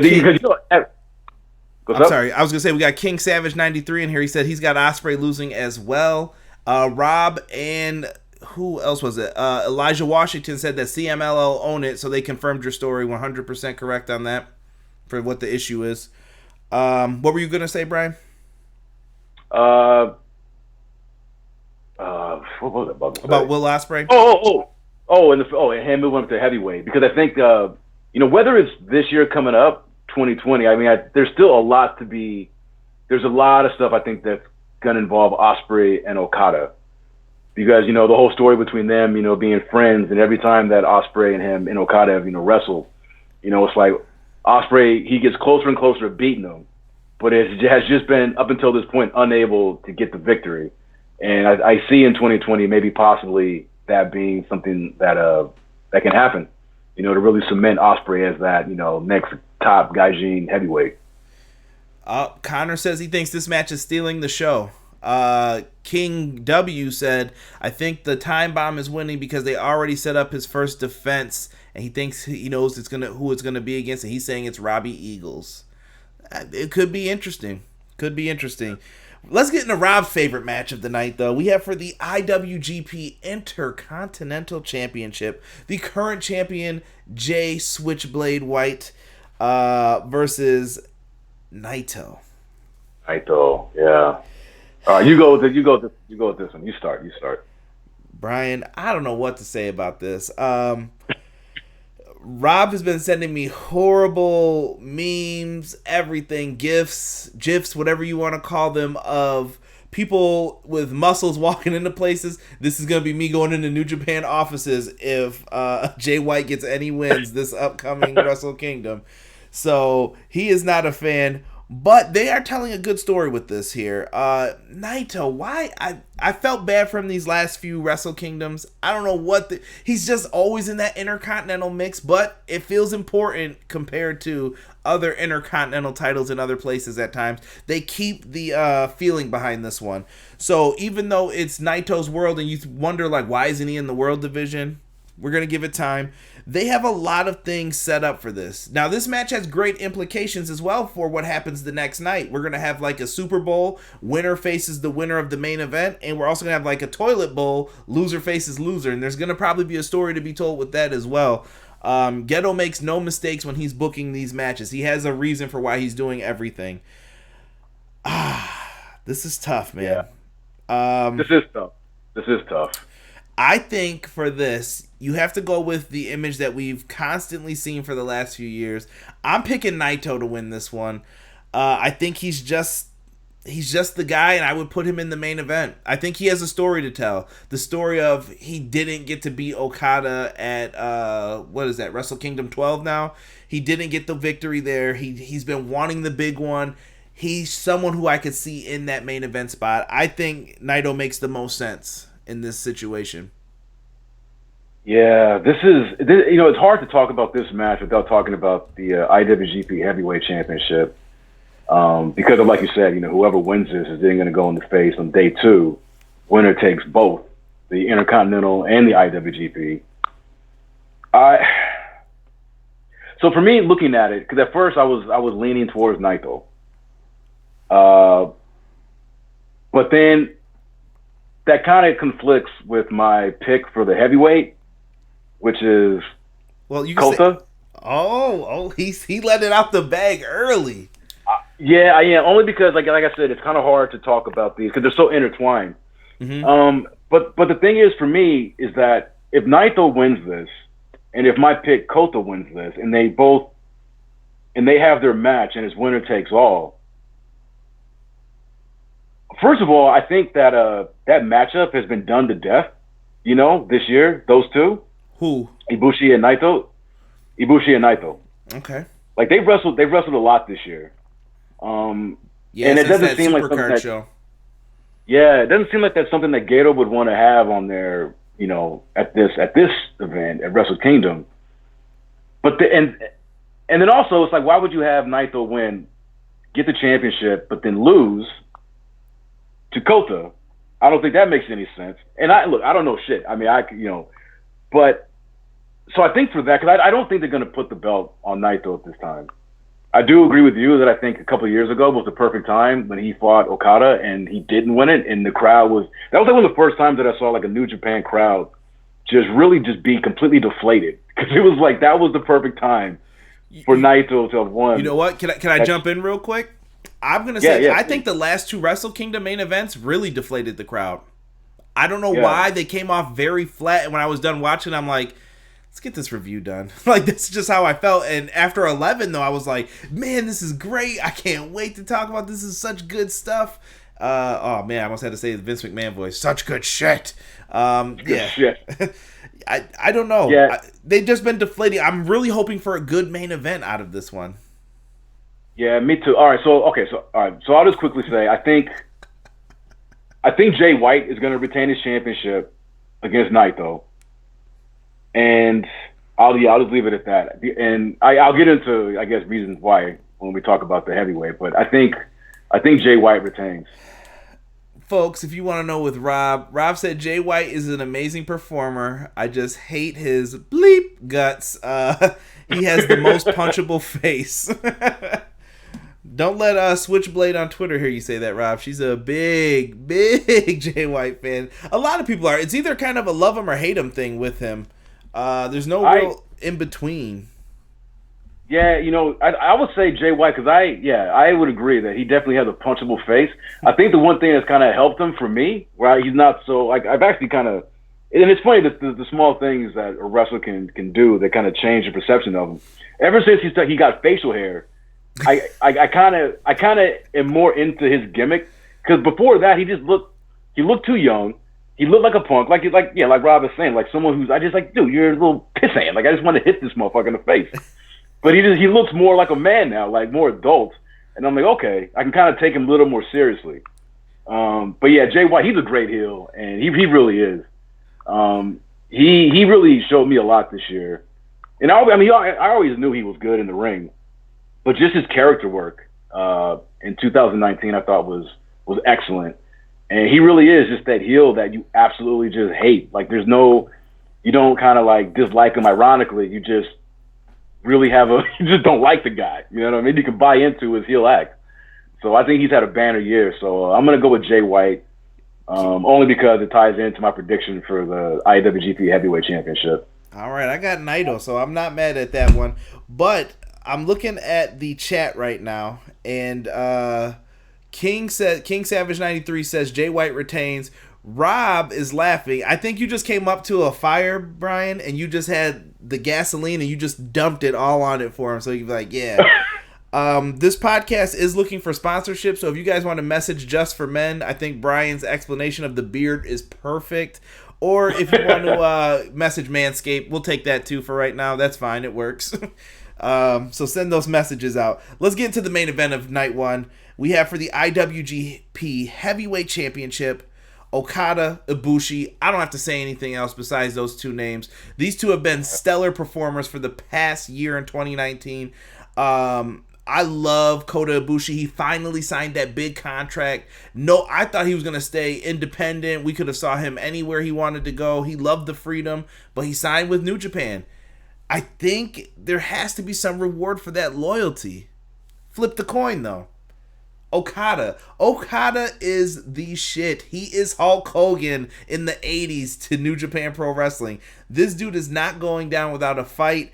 I just think that he is the face of the company. He is the dude that they love. I know that they give a lot of love to the ace, but Okada's the guy to me. He's the one who they're fully behind, no matter what people say. It's gonna be good stuff here, man. I'm excited. This is the match that I'm most looking forward to. I've been wanting to see this for a while. I guess I'll give my pick first. Is that what you want? You're looking at me like, go ahead. yeah, go by all means. All right, I gotta say for this one, man, I'm going Kota Ibushi for the win. I know that you said that they've done this too many times, and if it plays out the way I think it is, it's gonna be Kota Ibushi, Naito, one final time. You let them go out there and crush it. I thought they had a great match at the G1 Supercard. I don't want to see any German suplexes on the apron because I thought that man broke his neck. I don't even know how he's walking. That was like Stone Cold Owen Hart SummerSlam moment. Like, bro, how are you up right now? How are you even penning somebody? And I just got to go with Kota Ibushi. I love Okada, but Okada is the who does he remind me of? Who's a good Shayna Baszler? Like, you know how Shayna Baszler was getting all those wins for the NXT Women's Championship and it sucked the life out of you? That's Okada. I'm like, yes, Naito's finally going to do this. Rainmaker! And I'm like, oh my God, no. He just hurts my soul. He makes me, like, want to cry when he beat Kenny, I was like, come on, dude, come on. I should have known better than to pick Kenny at that time, but I was just like, I wanted to see that. And it just didn't happen. Okada just crushes my soul. So I respect him, though. He's good in the ring. Go ahead. It's on you, B. Okada's amazing. And Okada, at this point in time, I mean, Jesus Christ, man. Like, if he wasn't a made man last year, the year before, 3 years ago, I mean, he's a made fucking man in New Japan Pro Wrestling. And in just pro wrestling history. Kota Ibushi's winning this, and it's going to lead to a G1 Climax rematch between he and Jay White on night 2. And they are going to crown their next ace in Kota Ibushi when he walks out of that, holding everything. I think, like you said, the fact that Ibushi signed this long-term contract, like when New Japan, when Goto gets behind somebody, to really get behind them, like they go full throttle. I mean, like you saw it with Okada, you know, when he came in seemingly out of nowhere to dethrone Tanahashi. And they make a guy, like when they make a guy, they make a guy with like emphatically and with a statement. And I think it's going to be, I think Kota is going to walk out of here with the IWG championship and we'll get a G1 Climax rematch. That's my prediction. And I'm sticking with it. Yeah. I'm not mad at you for that. Let me give a quick shout out to some of the sponsors here. I am going to write this time down so that way I'm giving the live stuff of what's happening right here. We're going to insert a break at this point. I'm going to put it right here. And then right after that, we'll be right back. And we're going to talk about day 2 of Wrestle Kingdom. So listen to our sponsors. All right, Brian. We're going to get back into this. We're still live. And we're going to talk about day 2. Give a shout out to alleverythingentertainment.com. I definitely looked over their preview for this, so some of the ideas spouted out may come from them. Gary Schwetter specifically. So, I got to give credit where credit is due for where I read it from. Let's start with night 2 right away, Brian. Let's talk about Jushin Thunder Liger retirement match. Jushin Thunder Liger and Sano are going to be teaming up. Fujiwara is going to be in their corner, and they're taking on the team of Takahashi and Ryu Lee. Interesting. Yeah. Interesting that they went with this. I know, yeah. I didn't tell you this earlier, man. You know that Jushin Thunder Liger action figure, bro? I definitely ordered one this morning. I don't know why. I had to, bro. I had to get one. I don't even mess with the action figure game like that, but I'm like, yo, I need one of these. It's going to be worth something one day. Man. It's the holidays, sometimes you just gotta treat yourself, you know what I mean? Damn right. So I had to get one of those. I think it'll be worth something one day though. That's something you can, or I'll give it to my son one day, he can enjoy it. But there you go, yeah. Dude, the tears in this, bro. We're never gonna see Jushin Thunder Liger again. Like for a year, like 2 years ago, I probably say I was battling with myself. Do you let someone else like recreate the Liger character so that way you have it? Because that mask is badass. And I don't know if it was you who put them in the SmackDown versus Raw games or whatever, but whoever did that, thank you. Because dude, I used to get so pissed trying to put that in. That was all you? That was me. My man. Hit that like button for Bryan just for doing that. That's what I like to hear. Damn. But like I love the dude, man. And if you guys have never checked out his matches with Sano, I'm gonna say it again. Go back and watch that. I think it's in his top 5 matches personally for it. Rob said the intern's got to work for that action figure. Come on now, he'll be on the show one day when he can talk. So this is a tribute match. I feel like it's the past versus the future of everything that's happening, especially with that junior heavyweight division. Because when I hear junior heavyweight division, I think of a couple names, but the top name I think of is Jushin Thunder Liger. I think this is going to be a fun tag match. He gets to work it with his greatest rival as well, so it's kind of like rivals tag up, and they're going to do their thing in this. But take on the young guns. I know Liger ain't going for it, man. He's gonna do the right thing here. And I think we're going to get Takahashi and Ryu Lee getting the victory. The question is, though, Brian, and I'm going to put this on you since you made me go first again. Who's going to get the pin? No, not even that. Do you do an angle with them in this? Because this is probably going to be, they're going to be in the ring with each other.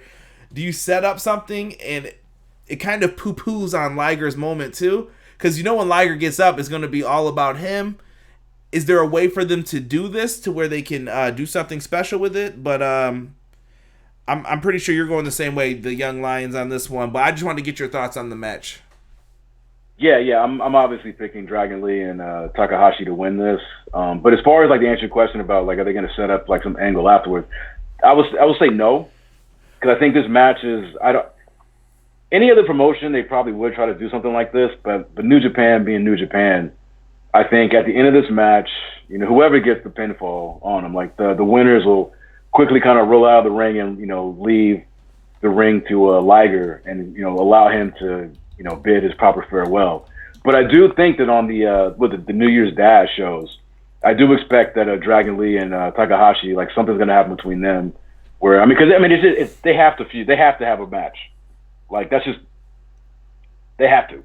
I'm with you. I think that's where the setup comes in, though. It's a perfect spot for it. And speaking that you brought that up, if you guys go to Twitter and type in the hashtag FightEPW, you can win a chance to watch all this. Night 1, Night 2, and New Year's Dash on your boy. I got one code to give away. You got to follow all the directions. You got to be subscribed to the YouTube channel, obviously. We'll have a review up afterwards. You're going to get some bonus points. You come on in, I might shout you out.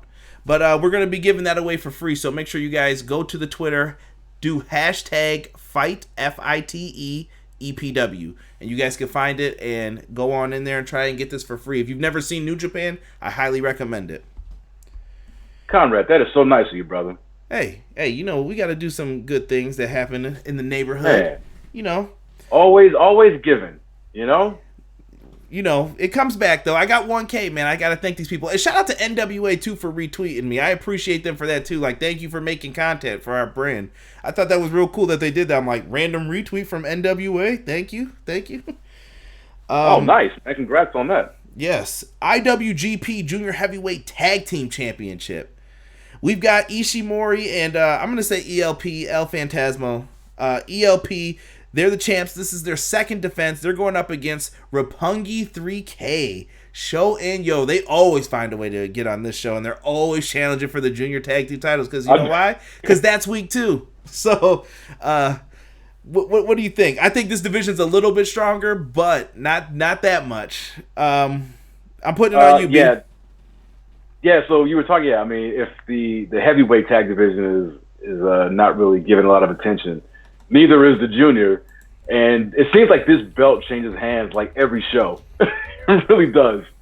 This thing just kind of hot potatoes. Let me ask you, how long has Ishimori and El Phantasmo, how long have they held the junior heavyweight championships for? Did they just recently get that? No, I want to say it was a couple shows back. They've had them for a little bit, but there hasn't really been too much happening with them. Yeah, I mean, first of all, I think just match quality wise, I think this will be a quick sprint. This is going to be a barn burner. There's going to be a lot of just nonstop action, which, you know, I like to see out of these junior heavyweights. And yeah, both teams are really, really dope. I'm not the biggest fan of Phantasmo. I mean, the guy's good. I mean, everybody in New Japan is good. But I don't know. He just doesn't really do it for me. I prefer Robbie Eagles to him a little bit. But yeah, but like you, yeah, man, I like Robbie Eagles. But like you said, I mean, Sho and Yo, they're constants or have been on these Wrestle Kingdom shows. I mean, usually with the championships going in. Oh man, this is Bullet Club. Jeez. Yeah, they won them back in June. In June. Oh, all right, then I'll go with Sho and Yo. It's about time for the titles to switch. You know, so I'll say they hot potato back to Roppongi 3K. I'm not mad at you for that. I picked the same reason, same exact thing. I went with Roppongi 3K. Sho and Yo are good. I like watching them. They're fun to watch. Yeah, they're really good. Yeah, I've got nothing bad to say about this one. They're gonna rock. They're gonna do their thing. I'm cool with it. Here's one that I thought was one of the harder matches to predict when I first saw the card announced. Rev Pro British Heavyweight Championship. We got Zack Sabre Jr., the champion. The man will fold you up like a pretzel. He will beat your ass. I promise you. The dude is good. I love watching ZSJ work. Versus Sonata. Me too. So Sonata, I think Sonata's the next big guy. I don't know though. ZSJ's in this, and to me, ZSJ is Mr. Rev Pro. Like when Rev Pro comes up, it's like, yeah, he's got the belt, the pop collar, and he knows like, yeah, it's time to go in and work. I don't know what you do in this one. You can go back and forth, man. Rev Pro's partnerships have been a treat for a lot of the British fans. They get to see some New Japan Pro Wrestling, and at the same time, talents are traded. You just get to see cool people come in, even from other promotions sometimes, and watch all of this. And then you look at someone like Sonata. Sonata has all the tools to be in that match with all 4 of the guys who are in the main event right now, I think. He just needs that. He needs the company behind him. I feel like he's in that upper mid card. You just need one more thing to get you over, whether it's a battle royal win or a number 1 contendership match. And he's done it, but he needs that one more thing. Is the Rev Pro title big enough for Sonata? Is that just to pacify him? I don't know. What do you got for this one? You're going first. I can't pick right now. Yeah, man, I'm terrible when it comes to picking these Rev Pro championship matches on New Japan shows. I always kind of work it in my head, you know, a way that the New Japan guy is going to win, and I'm always wrong. But I got to stick with tradition, and I'm going to go with the New Japan guy to win this championship. I think Sonata is going to walk out with this title, if for no other reason. And I'm probably, like I said, I'm sure I'm making the wrong pick, because I keep hearing about how the British, you know, wrestling scene is not They've fallen on a little bit of hard times. Like, they're not drawn as much as they have been. You know, with just all the talent being scooped up and everything. And if I'm Rev Pro, and if there is kind of like a downturn in business in the UK as far as, you know, non-WWE UK related promotions, to have a New Japan performer holding their top title, like, that's a draw. You know, to be able to say that, oh yeah, we got Sonata in action defending the British heavyweight title. So I think just based off of that, and I think, you know, I don't think you want to give Sonata. I think Zack Sabre Jr. has been protected enough where it's like him losing to Sonata, I think is not going to be, it won't hurt him. But at the same time, I think if Sonata were to drop this to Zack Sabre, I think it probably would like lower his stock a little bit. So based off of that, and the fact that I do think that New Japan has plans for Sonata in their, you know, midterm future, I'm gonna go with Sonata taking this win. What do you got? I'm with you. I got Sonata winning this too. That was my initial thought, but when I started talking, I'm like, man, ZSJ though, bro, you can't really take it off of him because he's their guy. But you could probably tell a great story though too with him maybe being the leader of British wrestling despite going to New Japan, coming back and forth to perform at shows. Sonata needs something, and maybe this could be place. I feel like Sonata is in that placeholder mode, like how they've had Naito a little bit. Like, here, you're gonna go over here, you're gonna mess with this for a little bit until we're ready for you, and then we're gonna bring you back. I agree. So let him go and do that and change it up. You can't go wrong with it. Either guy you can't go wrong with, but Sonata's the pick. IWGP United States Championship match. I don't know why it's getting harder to say IWGP. Winner between Archer and Moxley versus Juicy, my boy. I don't know, man. All right, so I picked Archer to win night one. So for me, this is a pick between Archer and Juice, and I'm gonna stick with Archer. I think you know, if I'm New Japan, I want to have some kind of, you know, stability with the championship. You know, the IWGP United States Championship. Although it's like, what's a third singles title? I mean, would you place this one number 3 or the Never is number 3? I think this is over the Never, just based on looks alone. Yeah, I think so too. So I think, you know, just I don't think they you know, New Japan has any problems like, you know, moving that Never title back and forth, but I think they do want to have some stability with their top 3 titles, singles titles. So I'm going to stick with Archer. I think not that there's not a lot of, you know, that an upside in Juice Robinson, but I think at this point in time, like, he's kind of a known commodity, and with Archer, I think, you know, they're still kind of in that building phase with him. So if based on my night one prediction of him beating Moxley, I can't fathom any kind of situation where if I'm picking that he's going to be Moxley, that he would then come in on night 2 and lose to Juice Robinson. All respect to Juice Robinson. But, yeah, I'm sticking with my boy Archer. Yeah, I'm with you on that. I'm going to stick with Moxley for the win. I think that if you wanted to tell a story, this might not be the spot to do it. In a two-day match, something could get lost in between all of this. Maybe you have Juice come back at Dominion and finally get the win. I think they're kind of rushing this a little bit, but whatever, you get to tell the story. Maybe Juice comes with this close, he takes Moxley to the limit, but Moxley gets the win. I see the Death Rider being the final nail in the coffin for him. Give me Moxley for the win. And like I said, he talked great about New Japan. Keep him over there, man. He's a star over there too. I really like him over there.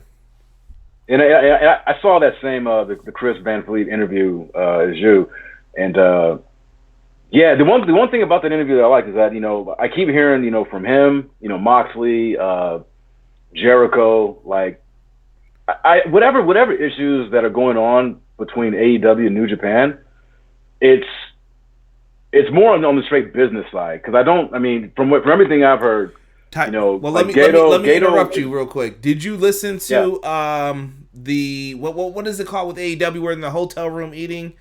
Service with wrestlers. Did you listen to that today? I did. Well, I saw it yesterday, I think. Yeah, and that was that was kind of, you know, telling too, because, you know, like they were openly complaining about some of their experiences they had with New Japan management, as well as, you know, Kenny Omega was talking about some stuff that he didn't agree with Gato. But yeah, it's an interesting situation going on there. I do think there's going to be a relationship at some point in time. I just think it makes too much sense, but I think both sides will kind of have to work out their differences. But yeah, we'll see. Stranger things have happened in the wrestling world, like you said, so hold out hope, people. I know the live chat really wanted it to happen before. I saw some people kind of alluding to, well, maybe we could get this matchup eventually, and I would love to see it. We're just going to have to wait and see what happens with it. Let's get into this Never Openweight Championship. Kenta, third title defense coming up here versus Goto. Goto is always in this division. I know. Bryan, let me ask you this. Aren't you tired of people being like in the same brackets? I'm like, let's switch this up, man. Put Goto in the IC. Let Shingo go for the IC. Let's switch this a little bit.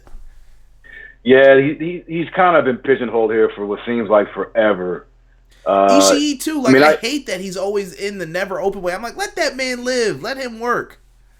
Yeah, I'm actually more upset about the fact that Ishii is always like perennial never openweight contender.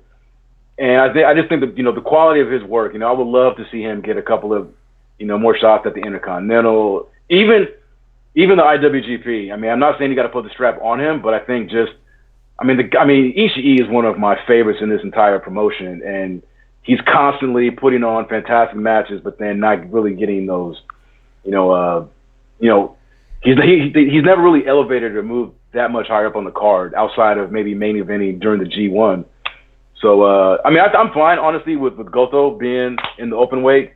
I would just like to see Ishii kind of break out of that. And even hopefully eventually Kenta. Because, I love me some Kenta, man. Like, he's one of my favorites wrestlers of all time. So there's no way in hell I'm picking it. I'm going to, not pick him to retain his championship. Just based off my love of Kenta, all caps. I love the dude. So I'm going with Kenta. I just wrote that for you, too, in all caps on your pick. Same for me. Kenta all the way. Kenta has been amazing. I love his little video promo he did. I don't know if it was for Twitter or Instagram, but it was really dope. Him just talking about how last year at this time, I was getting 1, maybe 2 matches a month. Now look at me. I'm the champ. I'm feeling good. I was like, go ahead, man. I'm happy for him. I think he was highly... not utilized properly. I do feel that Kenta would have gotten the Finn Balor NXT reign. I think that's how everything was supposed to play out. He wins the belt in Japan, but he got injured at the wrong time. Finn's also known in Japan, and Finn took that momentum and he rode with it. And then Finn had the same thing happen to him with the Universal title. He gets injured, and then his momentum went away. But bringing it back to Kenta, this is his opportunity to shine. I don't think Goto's hurt by this at all. Goto, it seems like he is there to put guys over, in my opinion, at this point.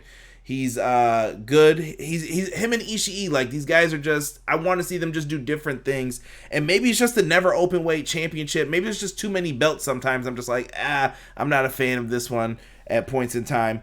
Kenta obviously seems like a really good match, and some people believe this could steal the show, this match, for day 2. You know what? I definitely could see that happening. I mean, I expect this to be a slugfest. A lot of striking. This is going to be nasty. And usually these open weight championship these title matches are. That's the one thing I do like about this division. It's kind of, you get more of the strikers involved in this. Whether it's Kenta, Ishii, even Goto. Like these tend to kind of turn into like just straight up slugfest, which is the shit that I really like. Mm-hmm. And I expect Kenta to, just put a hurting on old Goto here. And we know too, shit out of him. Go back and watch Kenta in his Noah days, man. I'm telling you, he's nice, bro. Very good. Watch his Ring of Honor stuff too. The guy, one of the most copied wrestlers of the early 2000s, going into like the late 2000, like between 2002 to 2000, what, like 7, 8. I mean, every Daniel Bryan, Samoa Joe, like he was, 11. I mean, CM Punk, like he is one of the most copied wrestlers, and for good. I mean, not that it was an insult, and they did it just out of respect to him. He was amazing. He still is amazing. I'm glad that he's in a much better situation in New Japan now. One of the best movesets. Let's get to the special singles matches that they have here. So we're going to talk about the Toilet Bowl first. we have the loser of Ibushi and Okada versus the loser of White Naito. So, Bryan, I'm gonna let you go first. You've stated who you think's winning. You've told your glory story for the end. What is the story though between the two people you predict not to win, between Okada and Naito? What do you do with this? So yeah, I mean, like I said, these are two guys that are very familiar with each other. So the big thing is, Naito and Okada, Wrestle Kingdom, Naito has not fared well against him. The fact that this is not for the title kind of leads me to believe that, if they wanted to put Naito over Okada in an instance, like this would be that opportunity where he could come out of this, with a win, although the title's not on the line. And depending on how that match goes on night one, Okada's got an easy out from basically just saying, look, I was in a war on night one. I had to wrestle again. Night two, we all did, and I wasn't at my best. Naito got me. And I'll circle it back and get my win at some other time. But I do think that I don't think Okada needs this. I think this win will do much more for Naito than Okada. Because like I said, Okada's a made man. He really is. He can suffer losing to Naito, which honestly, that's no insult. Exactly. He's arguably the second top guy in this company. So I'm predicting that Naito walks away with this one. My battle of the toilet bowl here would be Okada, and I'm trying to say that like respectfully. That's what we used to call it when two teams would lose if you're playing like basketball or football or something. It's I like that. I'm gonna steal that. The toilet bowl. Yeah, Okada versus Jay White for me is what it would be. I think you just do a great rematch of the story that's been told. Can Jay White pull off the win against Okada? And I think Okada just catches him, hits him with the Rainmaker. It's over. GG, my guy. See you later, Jay White. And Okada gets the win. That's it. I don't think there's anything else you have to tell. Put on a great match. The story behind it is that they've had their continuous matches against each other, and the story continues between them. They're always going to be rivals. So you got Jay White going 0-2 in Wrestle Kingdom. Yes. Wow. This goes back to my Bullet Club breaking up thing. I think that eventually you could break off Jay White from this, and if you really wanted to keep it together, have Kenta take his spot. Kenta's the only person I predicted to win from Bullet Club. There was thoughts behind this. And if anyone, so let's say Jay White's not the leader, who would be in charge of Bullet Club?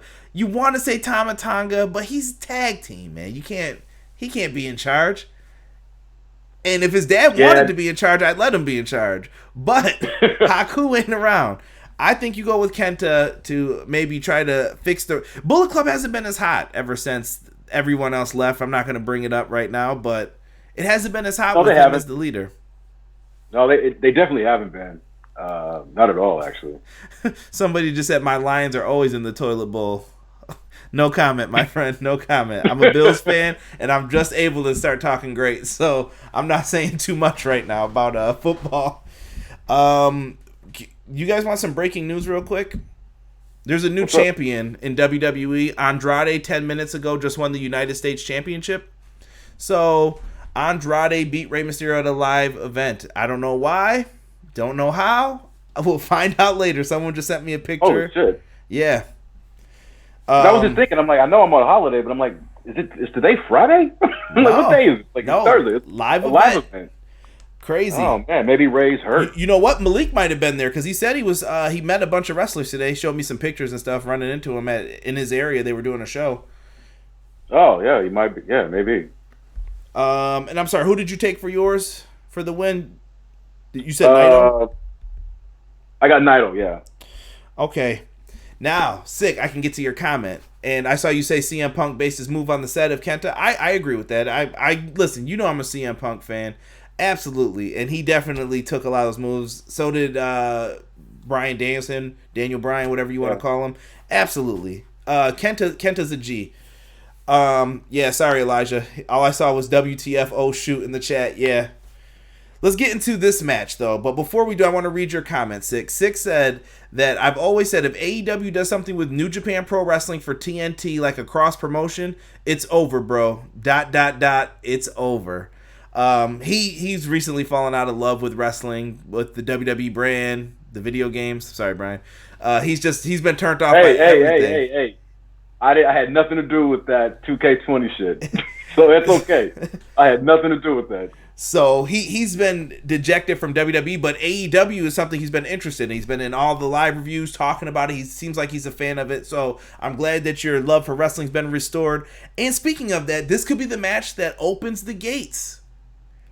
The Ace, Hiroshi Tanahashi, one of the men who brought New Japan up to where it is at this point, versus the Painmaker, Chris Jericho. It's the Ace versus the GOAT, as I like to call it. Tanahashi stopped Jericho from brutalizing Okada. Now, Tanahashi is slowing down a little bit in the ring. He's not what he once was, but he's still great. And he will go in there and tell his story for what he has to. And Y2J Star Power is going to really help I think it's going to help both of them. I think they really help each other. Jericho's in-ring stuff is not like it used to be, but he is a vicious person. He knows all the little things to do to keep you interested in the match, to not notice that, man, Jericho's not moving like he used to when he was over here years ago. He's not the same Jericho at this point. This could be a really good match. Though. And Tanahashi... Go ahead. Oh, no, I'm sorry. I was just saying, I mean, yeah, he's not the same Jericho. I mean, he's like 49 years old. I think he's pivoted the way that he should have, you know? I mean, yeah, he's not as graceful as he was, but I don't think that makes him any less skillful of a wrestler. That's all. I just wanted to say that. 100%. I just wanted to add this last part in because we're kicking it to you first. Tanahashi said that he would love to challenge Chris Jericho for the AEW Championship. I like it. Yeah. I think this, when he said that started to give me hope, and I could just see Tony like, I don't care what y'all said. We might have to go talk to them because I like Tanahashi. And I don't know how big of a Japanese wrestling fan Tony Khan is, but this could open the gates, I think. Tanahashi's the perfect person to do this with. It's the Ace versus the GOAT, B. Who you got? Yeah, before Tanahashi made that statement, I thought I had my pick set, but that when he announced that kind of got me rethinking this whole thing. But at the same time, I think the talent in both of these companies are openly talking to, not everybody, but I mean, like, I think they're trying to put a little bit of pressure behind, management to get something worked out. I don't think anybody in management told Tanahashi to make that statement. I think he said that just because of who he is and the fact, I mean, who's going to tell him not to say whatever? It's like, no, it's like, if I beat Jericho, I want a shot.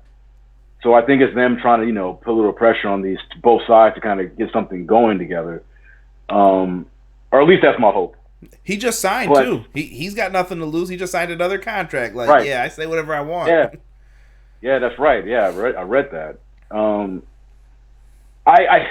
Man, this is really interesting to me because this is probably, in terms of like picking like who's going over, this is the most intriguing because it's hard not to think about the politics behind this shit. The fact that Jericho is still the AEW, world champion. And you're thinking, like, does management want to bury AEW for what they did? So they're going to make Moxley and Jericho pay for this? Or do they want to keep them there because they like them and they want to work in Japan when they can?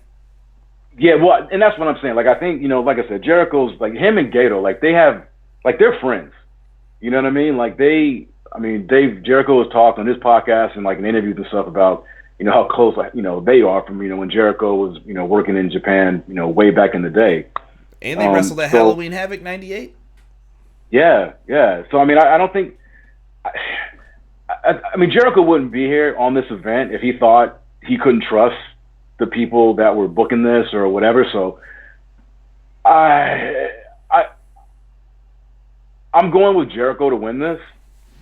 If for nothing else, then I don't like if he loses to Tanahashi. For me, I just him losing, like, well, what's the hook for him to keep coming back to New Japan? Not that they couldn't find something, but I think in order to kind of keep him strong in this promotion that he frequents every now and again, I think him winning, and especially against someone of Tanahashi's stature, is just an easier way to keep him connected to the promotion, and it gives him bragging rights moving forward. Because I mean, he's got kind of a shitty win-loss record, honestly, right? Like, he lost to Okada, he beat Evil, He But lost. but I feel like some of those were like the powder puff wins too. Like just you beat Evil, you look stronger. You beat this guy, now you look stronger. And I mean, he beat who did he beat for the Intercontinental title? Naito. He got a win over Naito. Naito, yeah, that's right. Yeah, I don't know. I think, and I will say this, man. Like in Japan, like they love them some Chris Jericho, dog. Like he is over like a motherfucker. I've been in the arena when they played like man, it was a couple years ago when they played like his thing on the Titantron. The fact that he was coming in, and like they really love. You were at that show? Yeah. Holy shit, that would have been dope to see. I did when that happened. Nobody was expecting that. That was so masterfully done. No, I wasn't. I was like, what the hell? Like you. I was like, I mean, it was the last thing I mean, obviously I was thinking if anybody was thinking of. And but for me, the thing that got to me was just like, yeah, just how much people really just love this guy, even as this heel, this Painmaker character that he's playing. So I'm gonna go with Jericho just because I don't want to overthink it too much. I kind of feel like I already have.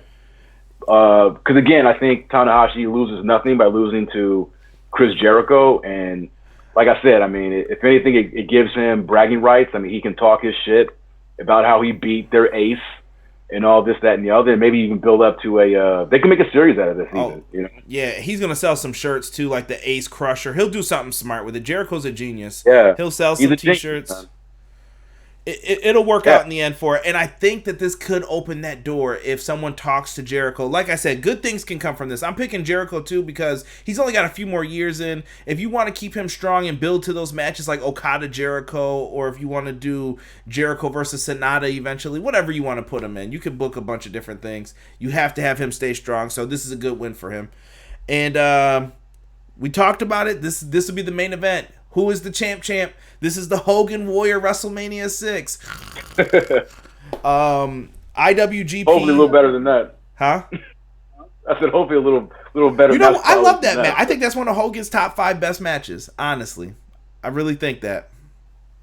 I kid just because I hate Hulk Hogan, but me too. Yeah, you're right. I was cheering for Warrior as a kid to win that match.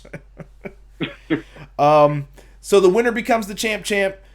IWGP World Heavyweight Champ, Intercontinental Champ. This is going to be a really cool moment. I'm happy that they did this for night 1, night 2. It added so much intrigue to it when they announced this. I was like, okay, I can get behind this. I'm willing to try this out. So, Bryan basically made his pick. Do you want to add anything else to that? No, only that I think Ibushi walks out of this holding the top 2, singles championships. And it's going to be I think this is going to be a fantastic close to this 2-day event. And I think it's going to be an incredible match. Like I said, so I picked, Jay White and Ibushi. I think as good as their G1 finals match, was, I think this has the potential to even top that. So I'm expecting, great things from this main event. And I mean, what better way to close this out than to have, Kota Ibushi, holding both those titles up.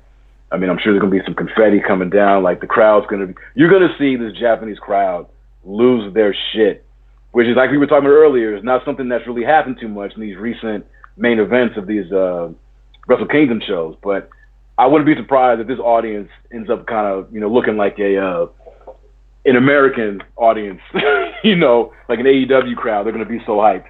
Because as much as I was saying that they love them some Chris Jericho, I mean, Kota Ibushi is he's the main man over there, and I think the fans, especially the fans of Japan, they want this. They have been dying for this, and I think they're going to get it. This is weird. We went 2 different routes with it. Like, Bryan had his pick, and I have Ibushi in the finals for me, but it'll be Ibushi versus Naito for me. And I think you just tell a great story, and just when you think Naito has it won, Kota Ibushi gets the victory, pulls out the W. I just see him holding up both belts. Like you said, I see the confetti coming down. I don't care if it's gold, blue, white, and gold. It's coming down from the rafters. He's got up both belts like, I beat you. You got the belt from me. I took this one from you, and I'm the man now. That's why I signed that contract. Booyah. Kota Ibushi is the man, and he gets the victory here. I don't think you can go bad, though, with any way you want to write this story. Like I said, you could tell so many different stories with this. With Okada, that Okada finally reigns top supreme and he's the man. Who's going to knock him off the pedestal? Jay White, the stupid punk who got to both belts, and what are we going to do? Are we in trouble again with the Bullet Club? You could tell the Kota Ibushi story that we both just told. You could tell the Naito story that people have been dying to see the ending to. That he's been disrespecting the Intercontinental title for so long, and people want to see it. You can't go wrong with this show. Wrestle Kingdom is looking to be tremendous, in my opinion. Can I throw out one kind of a prediction that I have for the end of this show, this main event as well? Go ahead. I think that as the confetti is falling and as he's celebrating, I mean, Kota Ibushi is great when he celebrates. Like, the emotions all over his face. He's got both those titles. I think Kenny Omega walks out at the end to celebrate with him. I don't know, B. If that happens, I'll lose it. I'll lose it as soon as that happens. I'll go crazy. I think Kenny Omega is going to come out. He's gonna celebrate Kota his win, and I think that's how this 2-day extravaganza of wrestling is going to end. And then let all the other will they or won't they AEW New Japan, that's just going to ratchet up even more. Yes. So I'm predicting that right here and now. Remember it, folks. Timestamp it 1:55. My man Bryan said that he thinks Kenny Omega comes out and the will they won't they between AEW and New Japan continues. Bryan, tell the people where they could find you first. What, like my home address? No, absolutely not. we do not want that. I'm fucking around. No, I'm on Twitter at TrueBWill, TRUBWILL. Look for the pencil sketch of a nerdy looking black dude. And yeah, I'm still working at Ukes. Got some stuff that we're working on, some stuff that hopefully the wrestling community can get behind if things go according to plan. It's something I've been working on for a long time now. So I was hoping to have some news before the end of the year, but the holidays gets in the way of things. But I got my fingers crossed for some good stuff ahead. And that's it. I mean, I'm on Instagram, but I don't really go there too much. Just you can find me on Twitter. I'll tweet some stuff every now and again. Hey, have you seen Star Wars? I have not seen the new Star Wars yet. Okay, I won't say anything. I'm still just on the Disney Plus kick. I just saw The Irishman. I'm behind, man. Baby puts you behind. Yeah. Hey, how was Conrad Jr., right? Yes. He's good. Yeah, how was interns in the room filing paperwork right now, keeping things smooth. Just make sure no one says that they're going to choke out the intern. Someone didn't know the one time, and they came in here and said, "You want me to choke out the intern?" I'm like, no. My wife listens to this show sometimes. What are you doing, man? What are you doing? But no, he's good right now. He's been happy, had a good Christmas, so things are good. I wanted to get into maybe some Q&As with some people. I might let a couple questions sneak in if you got time for it. I'll give them a couple minutes. You down? Yeah. All right, so that's the end of the New Japan portion of it. If you guys don't want to hear anything else, I'll let some people sneak it in because I get a lot of crap, Bryan.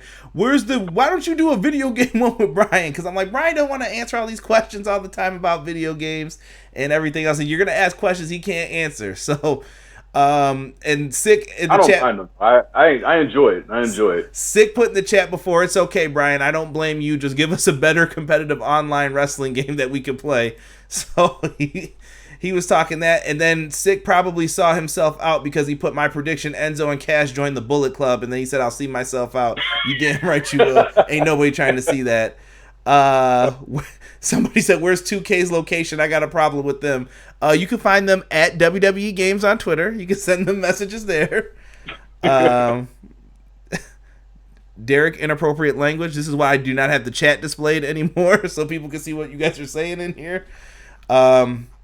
Yeah, but if people got questions, all good. Yeah, I gotta say, I mean, I haven't been on Twitter.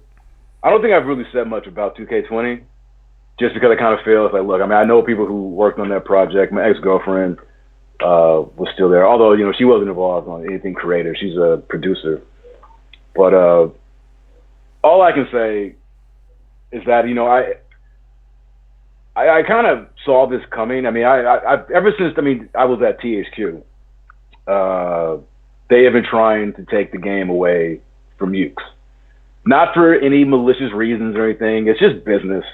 You know, if you're a publisher and you own development studios, it just makes sense that you would want to have, if you have the IP or you're licensing someone's IP, it just makes sense that instead of having a third party developer like my company, making a game, it's just always easier to just bring stuff in house. So we tried it at THQ with Rainbow, and that's when that was like when I was developing 2008, and saw early builds of that. And, obviously it didn't go anywhere because everybody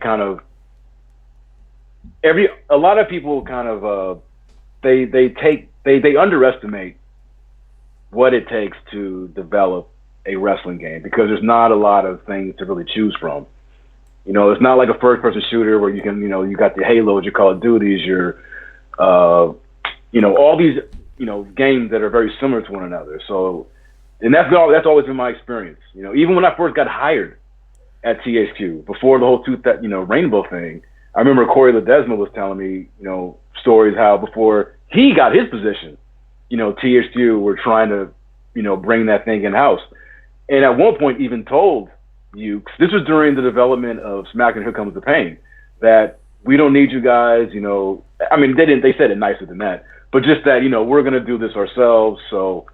Thank you, but as Corey told me, Ukes, they just kept developing because they had a feeling that they were going to come back to them because they weren't going to be able to get anything started. And sure enough, that's what happened. And so they came back to Ukes and said, okay, yeah, let's just continue this arrangement. And so they did Here Comes the Pain and everything else up to that point. But when I went to 2K after THQ's collapse, I always had in the back of my head that at some point, especially at 2K, because they own so many development studios. You know what I mean? It's like, why would they pay another third-party developer? So, wasn't surprised how this whole thing happened, but I was surprised with what happened with this year's release. The main thing I missed from it, in all honesty, and if you guys didn't know, I used to run like the largest eFed. It was XGW. They have a Twitter. Me, multiple people who are in the chat right now actually can go on there, run it, talk about it. I missed the personal interactions with you guys from when 2K kind of took it over. I know they did like dev spotlights and Lionel, I know in 15 you appeared in like a video. Those were cool, but it didn't feel personal anymore. Like I used to love when they would put the camera on you. There was nothing better than to see Bryan on camera getting asked questions about stuff he can't answer. Like, Bryan, who is the DLC for the game? Can you tell me if Wade Barrett's gonna be in? Because the Nexus just debuted and Bryan says no comment, but it's written on his face and he starts laughing, and I'm like, oh yeah, that'd be something good. And Bryan could have said no, and people would be like, oh, you know what that meant? He didn't say no for sure. He said just no, because it's gonna be in DLC, I'm telling you. And people would just come up with these crazy things. But I just miss even Corey, Marcus Stevenson, THQ Tank, Aubrey even. I love when you and Aubrey played 2K14. Like, dude, watching you guys play that was so much fun. And we just got to see what the game was about. And I was like, these dudes are wrestling fans. I don't feel that with 2K. I don't feel like you're a wrestling fan. I feel like you watched in the Attitude Era and now you got a job making a game. Cool. Yeah, you bring up all those people, and it's funny because like when I got started doing design work for the game, when I got promoted at THQ, it never dawned on me that I would have to be out there like doing interviews and like being like in front of cameras and stuff. And I remember the first time it happened, we were promoting, I guess it was 2007, and I was told, Corey told me, like, yeah, we need to go to this game spots or some kind of show, and it was like, yeah, I just need you to talk to some people about the game. And I'm like, okay. And when he said talk to people, I just thought he meant like, yeah, there'd be some press, answer a couple questions.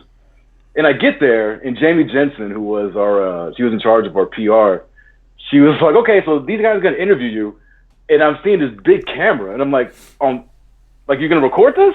And she was like, yeah, you don't worry, you can do this. And I was so fucking scared, man. I didn't know what I was gonna say. Like, I kind of froze up.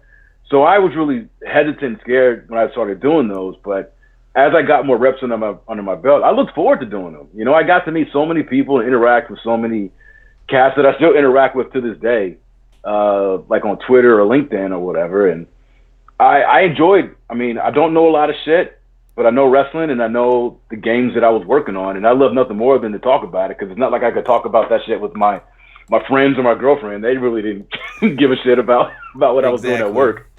Yeah, dude. But being able to... You used to answer my questions and come into forums and stuff, and I would just see you in there, or Marcus or someone. I'm like, this is so dope that they actually talk to you, and they're like, oh, yeah, that's a good idea. I'll put that in consideration. We could probably try and do something with that. And I would come with reasonable things. I'm not saying, like, Inferno match, where's Punjabi Prison? I'm like, dude, listen, chill with all that. I just need this move in the game. Can we do this? Is that possible? Is there a reason why? I used to look for that stuff. I love it. Can I get to some of the people in the chat's questions, or did you have more you wanted to tell them? No. Yeah, let's get some questions. Let's get some rapid fire real quick, and then we'll get Bryan on out of here, because this is a little bit bonus for you guys. A little bonus. King W wants to know, would you consider making a mode where you can work a match and set up spots instead of just playing competitively? Sure. That's something I've actually thought about. We actually were going to implement something similar to that when I was at THQ. But yeah, no, that's a good idea. I guess creative minds think alike. But yeah, that's definitely something that I think has legs, depending on how you implement it. Yeah, that feels like how the Fire Pro series is, though. That's more of a real wrestling game, like set up the move so you can get to a 100% match, but then you kind of want to win too at the same time. Versus the WWE games always felt like fighting games, and you wanted to win no matter what at all cost. Yeah. No, that's a good idea. Donnie wants to know, question for Bryan, what is your favorite all-time video game? All time? All time. Oh, shit. Damn, this is a tough one. Wow. You know what's funny? As soon as can I just tell you the three games that popped into my head? Go ahead. When you ask me that. SmackDown, Here Comes the Pain. GTA San Andreas. CJ, and I know I'm gonna get San Andreas. I'm gonna get a lot of probably potential hatred for this one, but I don't give a shit.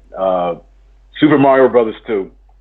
What's wrong with that? There's nothing wrong with that. I know I get teased about my love of Super Mario Brothers 2 all the time. I know 3 is good. I like 3. But 2 to me, it was so off-putting and just weird. That like, you wow, liked it? Yeah, and then obviously, as I got older, and doing my research about the game, and finding out that was never even meant to be a Super Mario Brothers game. They just reskinned some other game that was in development to try to just put a product out there, and that just made me love that game even more. And because it was so weird and bizarre, based off especially the first Super Mario Brothers, for the NES.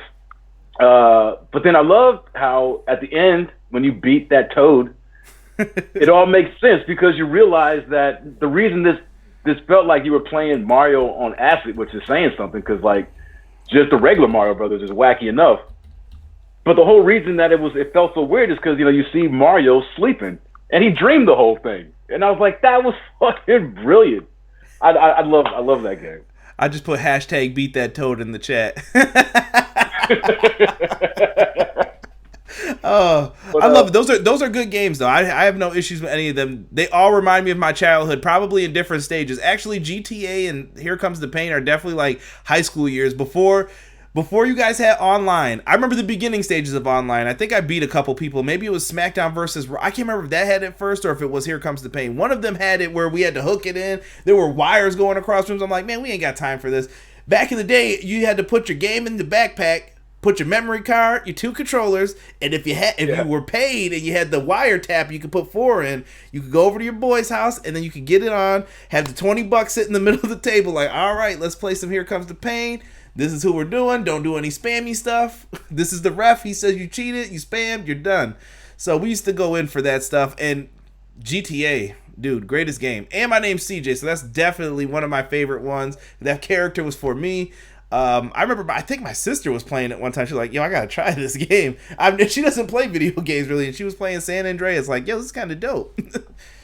So yeah, good San memories. Andreas, it was San Andreas to me. It was like it's my favorite GTA game. Like I haven't been able to really get into any other Grand Thefts after that. I mean, I played 4 and 5, but I don't know. Like for me, like everything I wanted out of that type of game, open world, whatever. Like I felt like I got it and then some playing San Andreas, and the fact that the protagonist, was a brother, like somebody who looked like me, like that really I hadn't really seen that before, and I don't know. And I mean, that's not the only reason, but I mean that and the fact that the game was as good as it was, it was a hard thing for me to get past playing other Grand Theft Autos.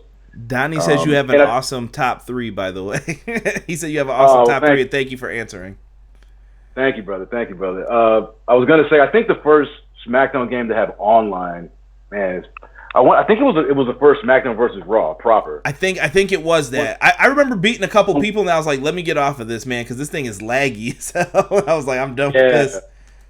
Yeah, it was really laggy back then. I think that's the one with Vince McMahon on the cover, his face. Yeah, with the 2 eyes. That's the original. Yeah. Sick. Me and Sick talk about this stuff all the time. He says, why do you feel wrestling games haven't made it to the esports stage yet? What is holding them back? Quick answer. Mm-hmm. At least as far as the stuff that I was working on, at TSU and 2K, the development cycle, an annualized title. I know some others, titles do that, but I mean, as you've seen, I'm not even talking about 2K20, but even the stuff that I worked on. I mean, it's all annual games, man. It's Madden, it's NBA. It's starting to really show now that you need time on these games. Yeah, and that's always been. I mean, look, it's no secret. I mean, I'm very cognizant and realistic of the stuff that I worked on and that we've put out. And yeah, we've had a history, of putting out some buggy stuff at times. So, I mean, and obviously that's not something you can do if you want to have it for an eFed. I do think that at some point, maybe with what we do, and I say we, my company moving forward, because we have had discussions internally about that. I mean, that is something we like to do. But in choosing to do that, we know that, yeah, we need to take our time and make sure that, we basically, dot our I's, cross our T's, and make sure that, we're not just kind of rushing something to market just because the person, the IP is demanding it. The stuff with working with the WWE and like that license, I'm sure you've heard it from probably Justin. I mean, he's mentioned it before. Justin Leeper, who's a really good friend of mine, and it's kind of crazy to see him kind of coming out and kind of being more vocal about the franchise with this 2K20 thing. But he is right when I think he said, I might even said it before too. I mean, like the WWE, like when you're working on that game, at least when I was there,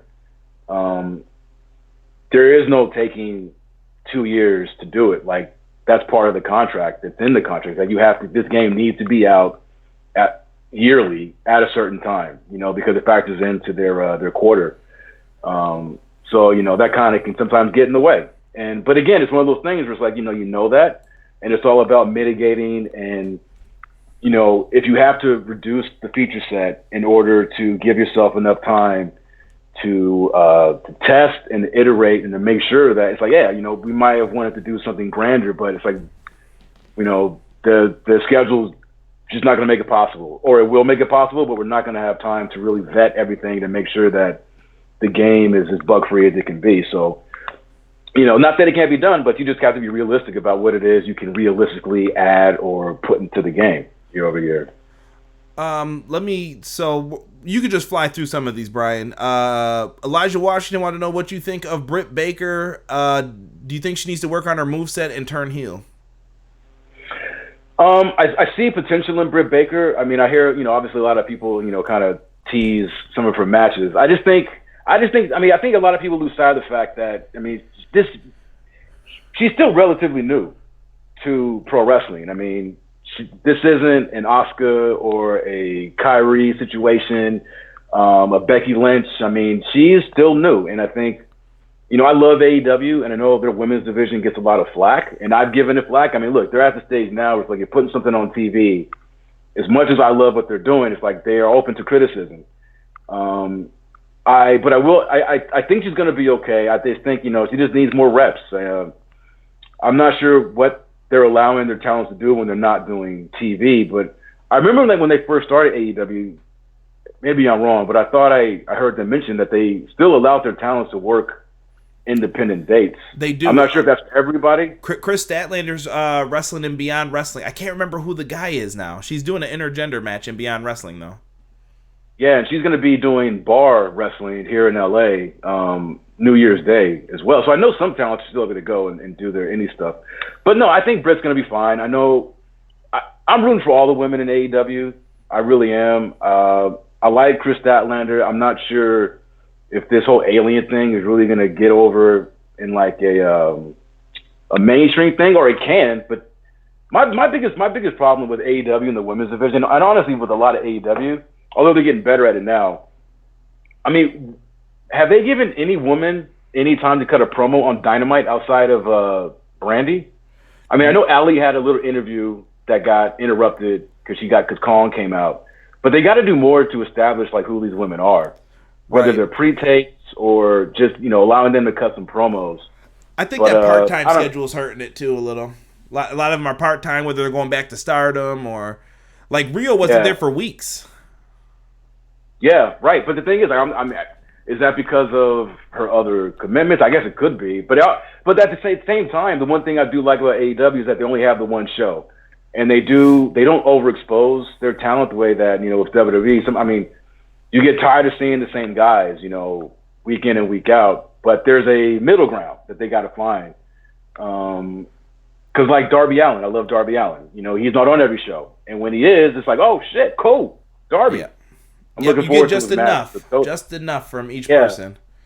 But they just need more character development, you know, with everybody, the men and the women. It takes time too. When you're a brand new company, I say this every week when I review Dynamite, because some people are like, well, NXT's better, and I'm like, I get it. I usually get a dislike because it's just a Dynamite review, and someone's just going to come and be like, dislike, haha. But when you're doing this, you're building all these people up. You have to feature them. Like on Dark, I like that they featured Chris Statlander, or maybe it was Being the Elite, and Orange Cassidy, and they kind of interacted, and they're weird. They're like, we got aliens in our video with the best friends. I'm like, these dudes are so weird. And I'm just like, whatever, man, it works. It works that they're all together. That. And you know what's funny is that because I watched Dark too, and like Dark, honestly, probably does a better job of like showing character stuff than they do on Dynamite. And I think they had Chris Statlander cut an actual promo where she was talking. You know, she wasn't just booping people.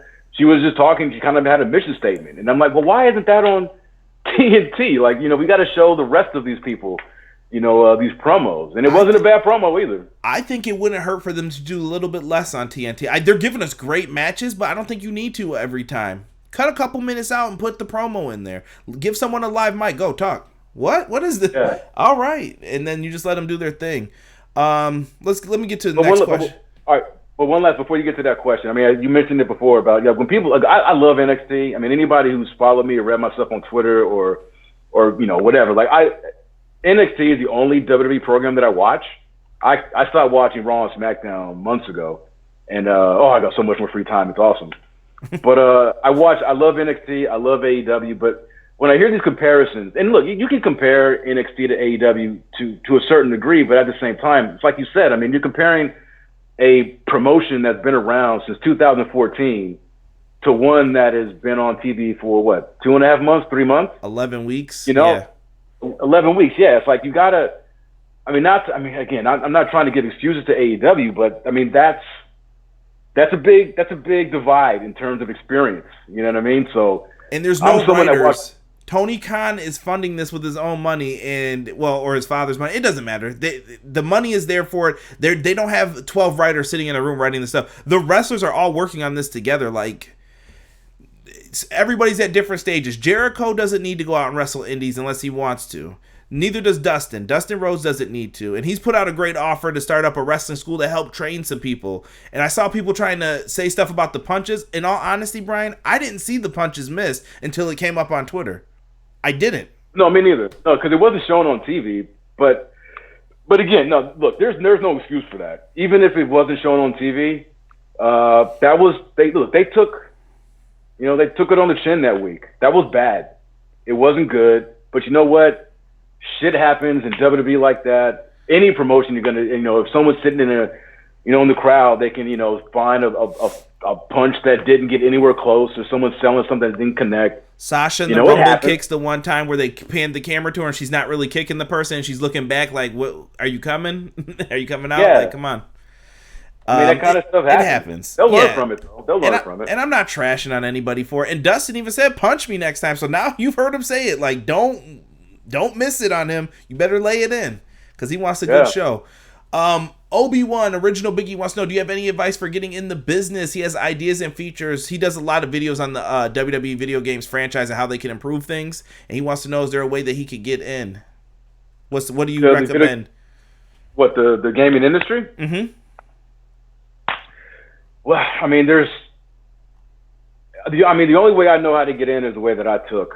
There's probably more avenues now than when I first got in, because I got in through when I was at TSU through the QA. I was a tester, and just I learned from there, and I just kind of started to move. I moved up to PD via that route. But I mean, I guess the first step is wherever you live, just do a search for any development studios, publishers that are in your area or that are close to you, and just go to Gama Sutra is a really good website where you can locate studios, publishers in your area, and just kind of see if you can get a foot in the door. Barring that, I mean, now you can go to a lot of colleges have programs where you can go and study game development, game design. That wasn't something that was around when I was in college, but I know it is now. So, I mean, it's just you got to do your research, find out what's around you, and just try to make some phone calls, see if anybody's hiring. I mean, and I came in because I have a degree in art history. I'm not a programmer. I don't have any of those technical skills. I've kind of learned them along the way, but a lot can be said for just getting your foot in the door and being a hard-working individual, caring about what it is that you do and not being a dick, because when you're in the game industry, you're working with a lot of people. And I can tell you the one thing that definitely will not work for you is that if you cannot be a team player and if you cannot get along with your coworkers, or if you're someone that no one really wants to be around, you're not. I mean, unless you're a programmer, because you can be as weird as you want, because everybody needs programmers. But barring that, that's not going to get you very far. I attribute, I guess, my success since I've been doing this for like 16 years, mostly to the fact that I get along with people, and most people have me around, and I'm a team player. I love what I do, and I enjoy working with my team, and they enjoy working with me, and that's written on, and even people that are outside of my discipline, like when I was talking about doing all this PR stuff and being flown here and flown there to talk about the game, like that happened because people were like, hey, Bryan, he's cool. He's someone that we can put in a media situation, and we don't have to worry about him saying something, disrespectful, or him just not being, a pleasant person to be, to whole court. All that kind of stuff is coming together. So I don't know if I answered your question, but that's I think you did good with that one. I guess the rest of these we could kind of fly through, Bryan. AEW, someone wants to know, do you think they need a better music group? Because someone feels, Elijah Washington feels it's too generic. 2, it's not getting over with their fans. And 3, they need the sound effect to fit the wrestler's character. And 4, do you know any good music composers? Holla at my man at TZ Scott on Twitter. He's a good music composer. He actually did Sammy Guevara's theme song. So you can talk to him, and I interviewed him on my podcast, actually. Really cool dude. I hear this. I heard this when AEW first got on TNT, and I kind of was in agreement with it. Like there were some songs that I liked a lot more that I didn't.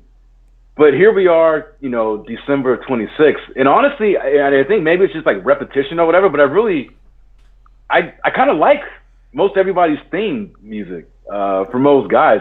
I love Darby Allin. I love Cody Rhodes, and I used to hate his fucking song. Dude, Cody's is my workout music, bro. What are you talking about? That's my lad. That's the pinky rep. Like, I'm like, they took my name. They took that man's name.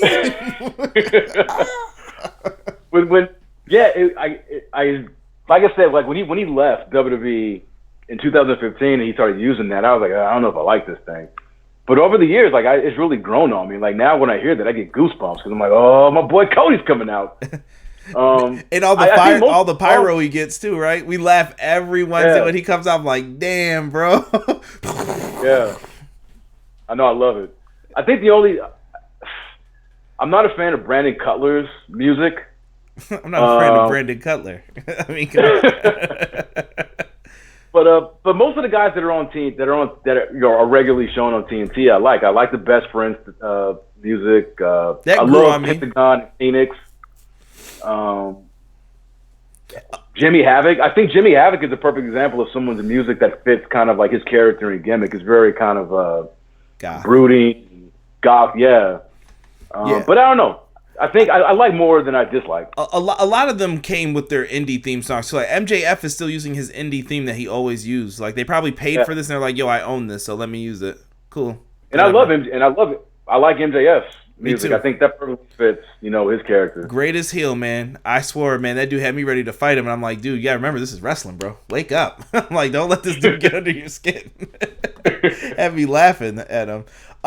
Sick wants to know, what was the best wrestling best wrestling video game you're most proud of? Two. I have two.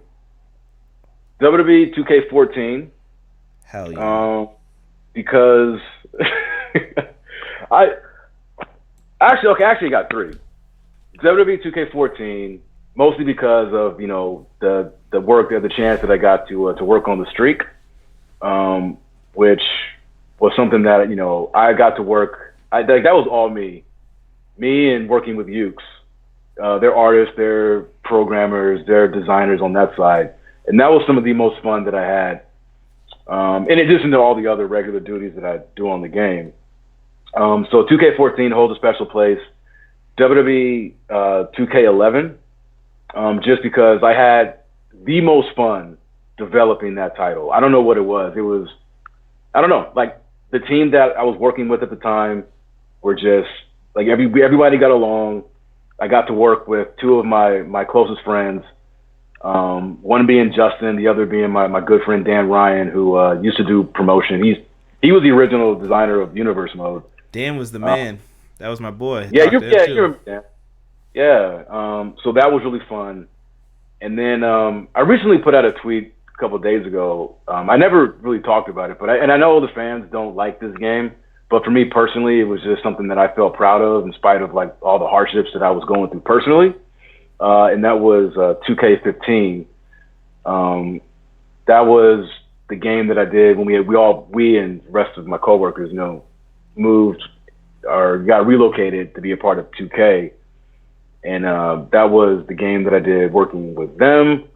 But it was a hard year. I lost my mom, and I had to take some time away from the project to deal and take care of some things. But I ended up coming back to the game, and I finished it. And like I said, I know the reaction to it. People were disappointed with the lack of features and that kind of stuff. But just for me personally, I felt proud, 'cause I know my mom would have wanted me to continue, because she was always proud of what I did and what I made of my career. So I came back and I finished it up in honor of her. And of course, the fans. I mean, I respect everybody who's been supporting, the WWE, the franchise for all the years. And, so I had a job to do, and, I went back and I finished. And that game, it means a lot, personally and professionally, that I was able to get back and finish it up. And yeah, so those three. All right. Elijah Washington asked me one. He said, what was your favorite AEW matches and what do you think they're going to do in 2020?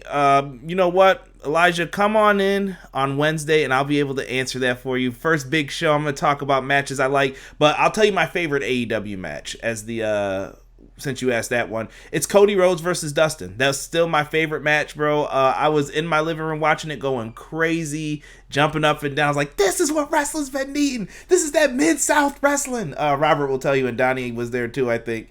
When Dustin was bleeding, I'm like, oh yeah, hit him with a cowboy boot. You know, I was like, these are Dusty's kids. I go into Dusty mode. I start talking like, I got some crazy kids. I tell you, if you will, man, can dream, baby. Yeah, cut that blood. Take that baby aspirin, Dustin. Take that baby aspirin. But they go in, man. I thought that was a great match. Told a great story. And then the part where the Young Bucks made fun of it, I laughed at it after the fact, but I was emotional when that happened, when he was like, I don't need a partner. I don't need a friend. I need my older brother. And they hug, and I was just like, oh, Miss Elizabeth Macho Man feels all over the place. So I really enjoyed that one. Boom, boom, boom. I agree. I agree with you. People are talking Smash Bro Wars. Sick asked the question. I think this is going to be tough to answer quickly. How do you punish players who spam or cheese taking the fun out of wrestling games? I don't think that's an easy answer. Yeah, I'll just say that in whatever, I know that that's a problem, but I'll just say that in whatever new project that, you know, we do, we'll do better. And when I say we'll do better, like we as the developers will do better to mitigate that shit, because I know it can be an annoyance. It can, yeah. That falls on us, the people that are making it, you know. So we'll do our best. Let's see here. What did somebody else? I think we're on our last question. Frank Mir and Brock Lesnar, how do we feel about it? I already saw what they did once. I think you're overdoing it a little bit at this point with the MMA fighters coming. I mean, a one-off, cool, but I don't want to see Frank Mir get a contract and be in there every week. I thought he signed with them. He's with WWE? I mean, that's what I heard. Like at the time that he had signed some deal, but I mean, I don't watch the Saudi shows, but I heard that match wasn't very good. And no. Frank Mir just started talking. I think he did an interview with Chris Van Vliet today that came out, and I think he was bringing it up. Oh no, I'm thinking about the Cain Velasquez. Yes. My bad.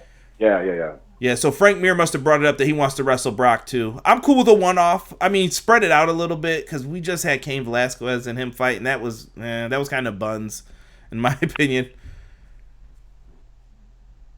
Are you same? Huh? I said, how do you feel about it? Same? Oh yeah.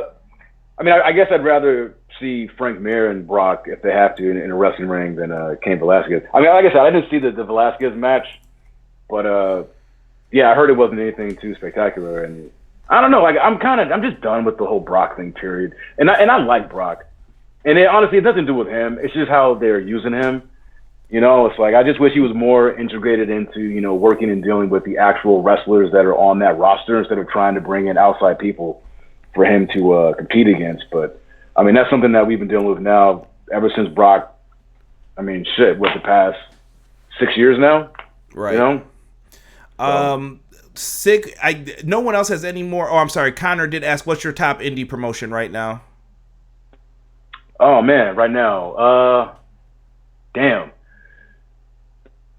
I'm really digging what Beyond Wrestling is doing. Mm-hmm. I watch a lot of their stuff on YouTube. Here in LA, I mean, obviously PWG is always the top one. I don't go to their, ever since they left Reseda, it's been, you know, more difficult to go to their shows. I mean, it was difficult to go to Reseda, you know, the last couple of years they were there just because they always sell out. But PWG is always a destination in LA. But the new spot in LA is Joey Ryan's bar wrestling. Yeah. I'm gonna try to go to. I've been to a couple of their shows, and they've got some events coming up for New Year's that I'm hopefully going to be able to go to. So yeah, bar, being local in LA, and then beyond that, Beyond Wrestling. I dig what they're doing. Yeah. And some of the guys. And OTT, Over the Top Wrestling. That promotion in was in Ireland. Mm-hmm. That shit is dope.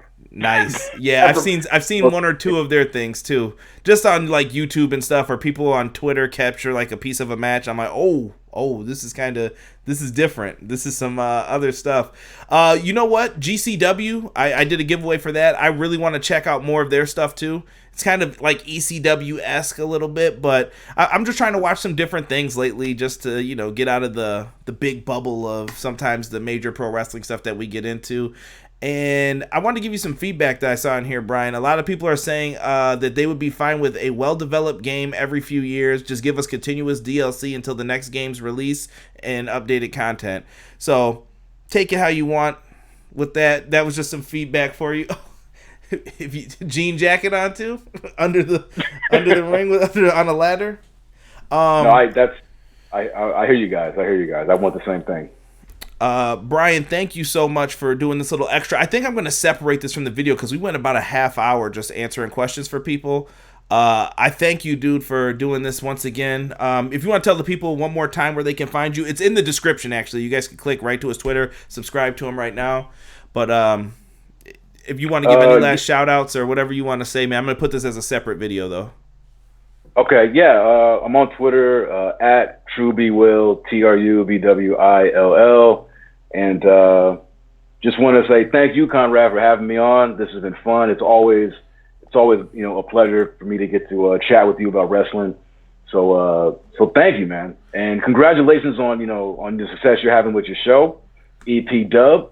I love it, and yeah, man, that's 2020 is gonna be a big year for both of us. Darn right. We got to get you to get some EPW merch. Get it out there for me, baby. Get it out there for me. Yeah, I know. I know. I got to support you, man. I'm going to get some. I'm going to buy some. Don't worry. Rob makes all the shirt designs, so we'll be good on that.